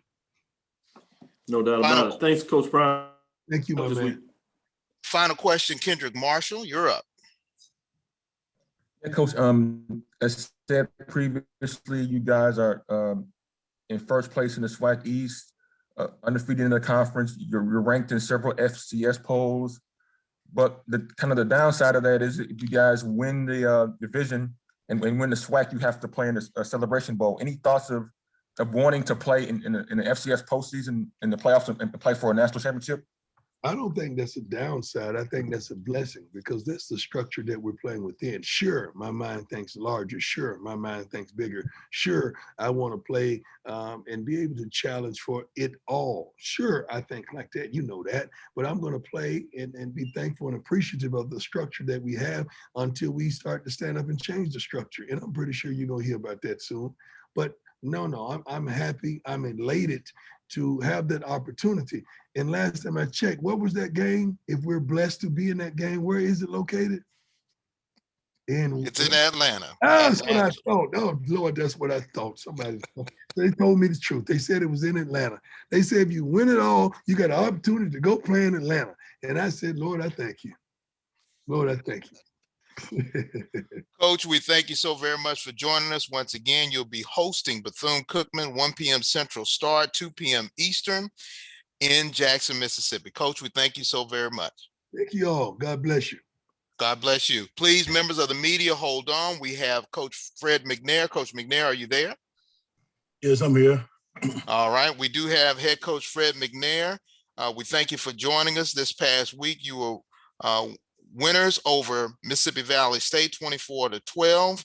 Your defense held them out of the end zone. They only gave up 4 field goals. This week, you're on the road taking on Texas Southern, 7 p.m. start. That game is available regionally on AT&T Sportsnet. Coach McNair, your initial thoughts on the victory and your initial thoughts on this week's game. Yeah, first of all, let me apologize for being late this morning, man. I had a lot of stuff going on here on campus this morning, and got to miss the practice this morning, so trying to get out of practice and trying to get in here, man. So I got caught up in a lot of stuff. Do want to apologize to you guys for that. On the game against Mississippi Valley this past weekend, it was a great ball game. And my hat's off to Coach Danzy and that great group of coaches that he got on the staff. Such a wonderful job that he's doing with Mississippi Valley State in terms of playing hard and putting forth effort each and every weekend. He's really doing a great job up there with that group of guys. And, offense, we came out, we scored 14 points there in the first half, and our defense played exceptionally well, holding the team down to 4 field goals inside the 20, and plus he had a 50-yard field goal. So they played exceptionally well. I'm proud of what they did. The bend don't break rule, but it's been great for what we're doing here on this campus here at Alcorn State in terms of just constantly winning ball games, which is the ultimate goal. We got a real good team in Texas Southern. We got to travel there this weekend. Coach McKinney is doing a great job with that football program he got. They got some real good players. The quarterback started with the quarterback, good running backs, and they start on defense. We got a job cut out for it. I was telling the team this morning during the team meeting that, it's a very competitive league now. So every weekend you have to lace your cleats up and play every Saturday, play your game. So we know we got to go in playing at Texas Southern this coming Saturday. All right, we do have members of the media who are eager to speak with you. First up is James Hill and then Kendrick Marshall. James Hill, you're up. Hey, Coach McNair, I hope you and everybody at Alcorn State University are well. Mr. Felix Harper, Mr. Duffy, and also Mr. Pringle, they played some quality football. They scored, and they did things the Alcorn way. Can you talk a little bit about your team and the offensive side and just moving forward? Well, still I think that at that quarterback, we still do things better. We constantly doing things that we normally do as far as the passing concepts and what he's doing with the football. But he has to know he's the leader of this offense, so he has to conduct himself that way. A lot of things that he's doing, we got to change some of the stuff that he's doing in terms of his read and progression and stuff. So, work's still in progress. Pringle, he's solid receiver, and things he do, catch the ball well, run decent routes. And Nico Duffy, can't say enough about him. He's a great pass protector. He's good in the passing game. He catches the ball well out of the backfield, and he runs between the tackles, which is a good thing for him. So we just got to keep it going, just keep those guys upright, and basically just got to keep them healthy. Thank you, sir. Good luck going forward. Thank you. All right, next up is Kendrick Marshall. Kendrick, you're up. Yeah, Coach. You talked last week about how you were kind of disappointed in the way Felix has played this season, being a bit inconsistent. This past week, did you kind of get the sense that he was kind of getting it, trying to be a little bit more better with his consistency? Well, in some sense of it, but there's still some that's left out there. Just the amount of him practice this morning and just working on his consistency and what he's doing. That's the thing I talked about in the meeting this morning. As a team, the consistency of this program, we got to get a whole lot better at that, making sure we're doing all things the right way, and then that falls on everything that we do in coaching and the things that we need them to get done. So we're still working on that, and hopefully it'll be a turnaround this week. Thanks. All right, next up is Dr. Cavill. Dr. Cavill, you're up. Coach McNair, your championship level program, so you're still winning, but offensively, are you playing at the level that you would think this team could play at, or is it about just getting better week to week, particularly through the season? We always can get better week to week, and that's the thing that we try to improve on during the course of the week. Each week, elevate our game up, because our expectations high as coaches and these young men that we coach, and they knows that. We just got to make sure that we're doing the right thing as coaches, put them in the best position to make plays and develop them during the course of the week to go out on Saturday and play their best ball game. And there's always room for improvement, and I think that we have to do that. Defensively, team has been stellar for years. Another strong showing defense. How do you think they're coming along? I think what Coach Thornton is doing, he take pride in what he do on defense and get them young men to understand what he's trying to get them to do. And we talked about this morning, just put it on the coaches, put it on the coaches. If you make a mistake, let the coaches make the mistake, just go out and do what we asked to do and just play hard. Give us 64 minutes of football, and that's all we ask you to do. You take that road trip, you come on down to Houston. Texas Southern University that had a big win a couple of weeks ago, tough loss. You played it now. This is a divisional game in terms of how the conference is defined. But outside of that, the game in itself, what do you see Texas Southern University? How do you want to attack them, either offensively or defensively? Well, they got a lot of things they're doing so well, and we have to go back and watch more film on them and see where we can attack them at and find out the weakness, whether it's on defense, offense, or special team. But we have to make sure that we comb through it with a fine comb and make sure we point out all the things that we find that is that. But they're pretty stout. I mean, they have good defense. They're gonna play hard. Like I said, this conference has really elevated up on the plane of perfection. And I think all teams have improved over the course of the years to where, it's not a weekend off. These young men know that we got to go play. We got to go play Texas Southern. So they know it's going to be a hard-fought battle at the end of the day. All right, we got about three more minutes. Got about 3 more minutes left for head coach Fred McNair. About 3 more minutes left for head coach Fred McNair of Alcorn State. If you have a question, please use the hand-raising icon in your Zoom, or you can ask a question in the chat. 3 more minutes. And we do. James Hill, you're up. Coach McNair, the rivalry between Alcorn State University and Southern over the years and the different episodes there, can you just dive into that process and what that's been like for you personally? It's been a great rivalry, not to overlook the one we got to play this Saturday in Texas Southern. So, that rivalry will always continue to be a good rivalry, whether it's home or whether it's there. But, we got to face a good Texas Southern football team, and Coach McKinney going to have those guys ready to play, like normal. So once we get to Southern, we'll play them. But right now, I'm more focused on the one we have this coming Saturday at 7 o'clock than looking ahead and to a Southern team. But I think that what we got to do Saturday is bring A game back to the table and play real hard and execute on offense. And we have that bend but don't break rule on defense. So I think what we're doing and what we're trying to do as far as team-wise is make sure that we have everything to perfection. When you look at Texas Southern, what are some of the things that you see from that ball club that they do well and you want to look for? Well, they run the ball well. They run the ball exceptionally well. The quarterback, I think, maybe the lead rusher from a standpoint and everything. So we got to make sure we bottle him up and take away the things that they does well. That's one thing that we have to do on our defense side of the ball. And on offense, I think that what we got to do is make sure that we're in the right personnel to kind of make them make some adjustments to what we're doing in those terms. So special team, we just got to be solid. We got to be solid across the board on all special teams. We go in this try and play a perfect ball game, the Alcorn brand of football. Thank you, sir. Have a great week and a great game. Thank you, sir. Coach Fred McNair, we thank you so very much for joining us. We do understand you got things that you got to take care of on campus. We wish you good luck as you head to Houston, Coach. All right. Thank you guys, man, so much. All right. Thank you. Have a good day. Members of the media, one more time, just going to give you the schedule. Alcorn State is headed on the road to take on Texas Southern. That game is a 7 p.m. start. AT&T Sportsnet regionally, you can catch it.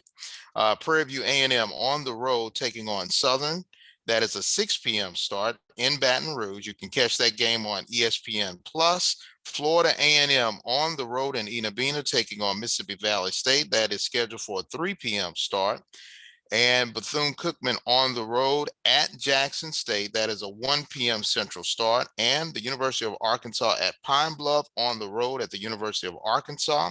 That is an 11 a.m. start. That game is being played in Little Rock. So you can also catch that game on the SEC network. We thank all the members of the media for joining us, and you can catch the recorded portions of this teleconference on the SWAC.org website later on today or on Tuesday. I'm James Varetta filling in for Andrew Roberts, who is out on assignment at the SWAC Cross Country Championships. We thank you for joining us, and we thank all the media for supporting the Southwestern Athletic Conference, and you have a wonderful rest of your day.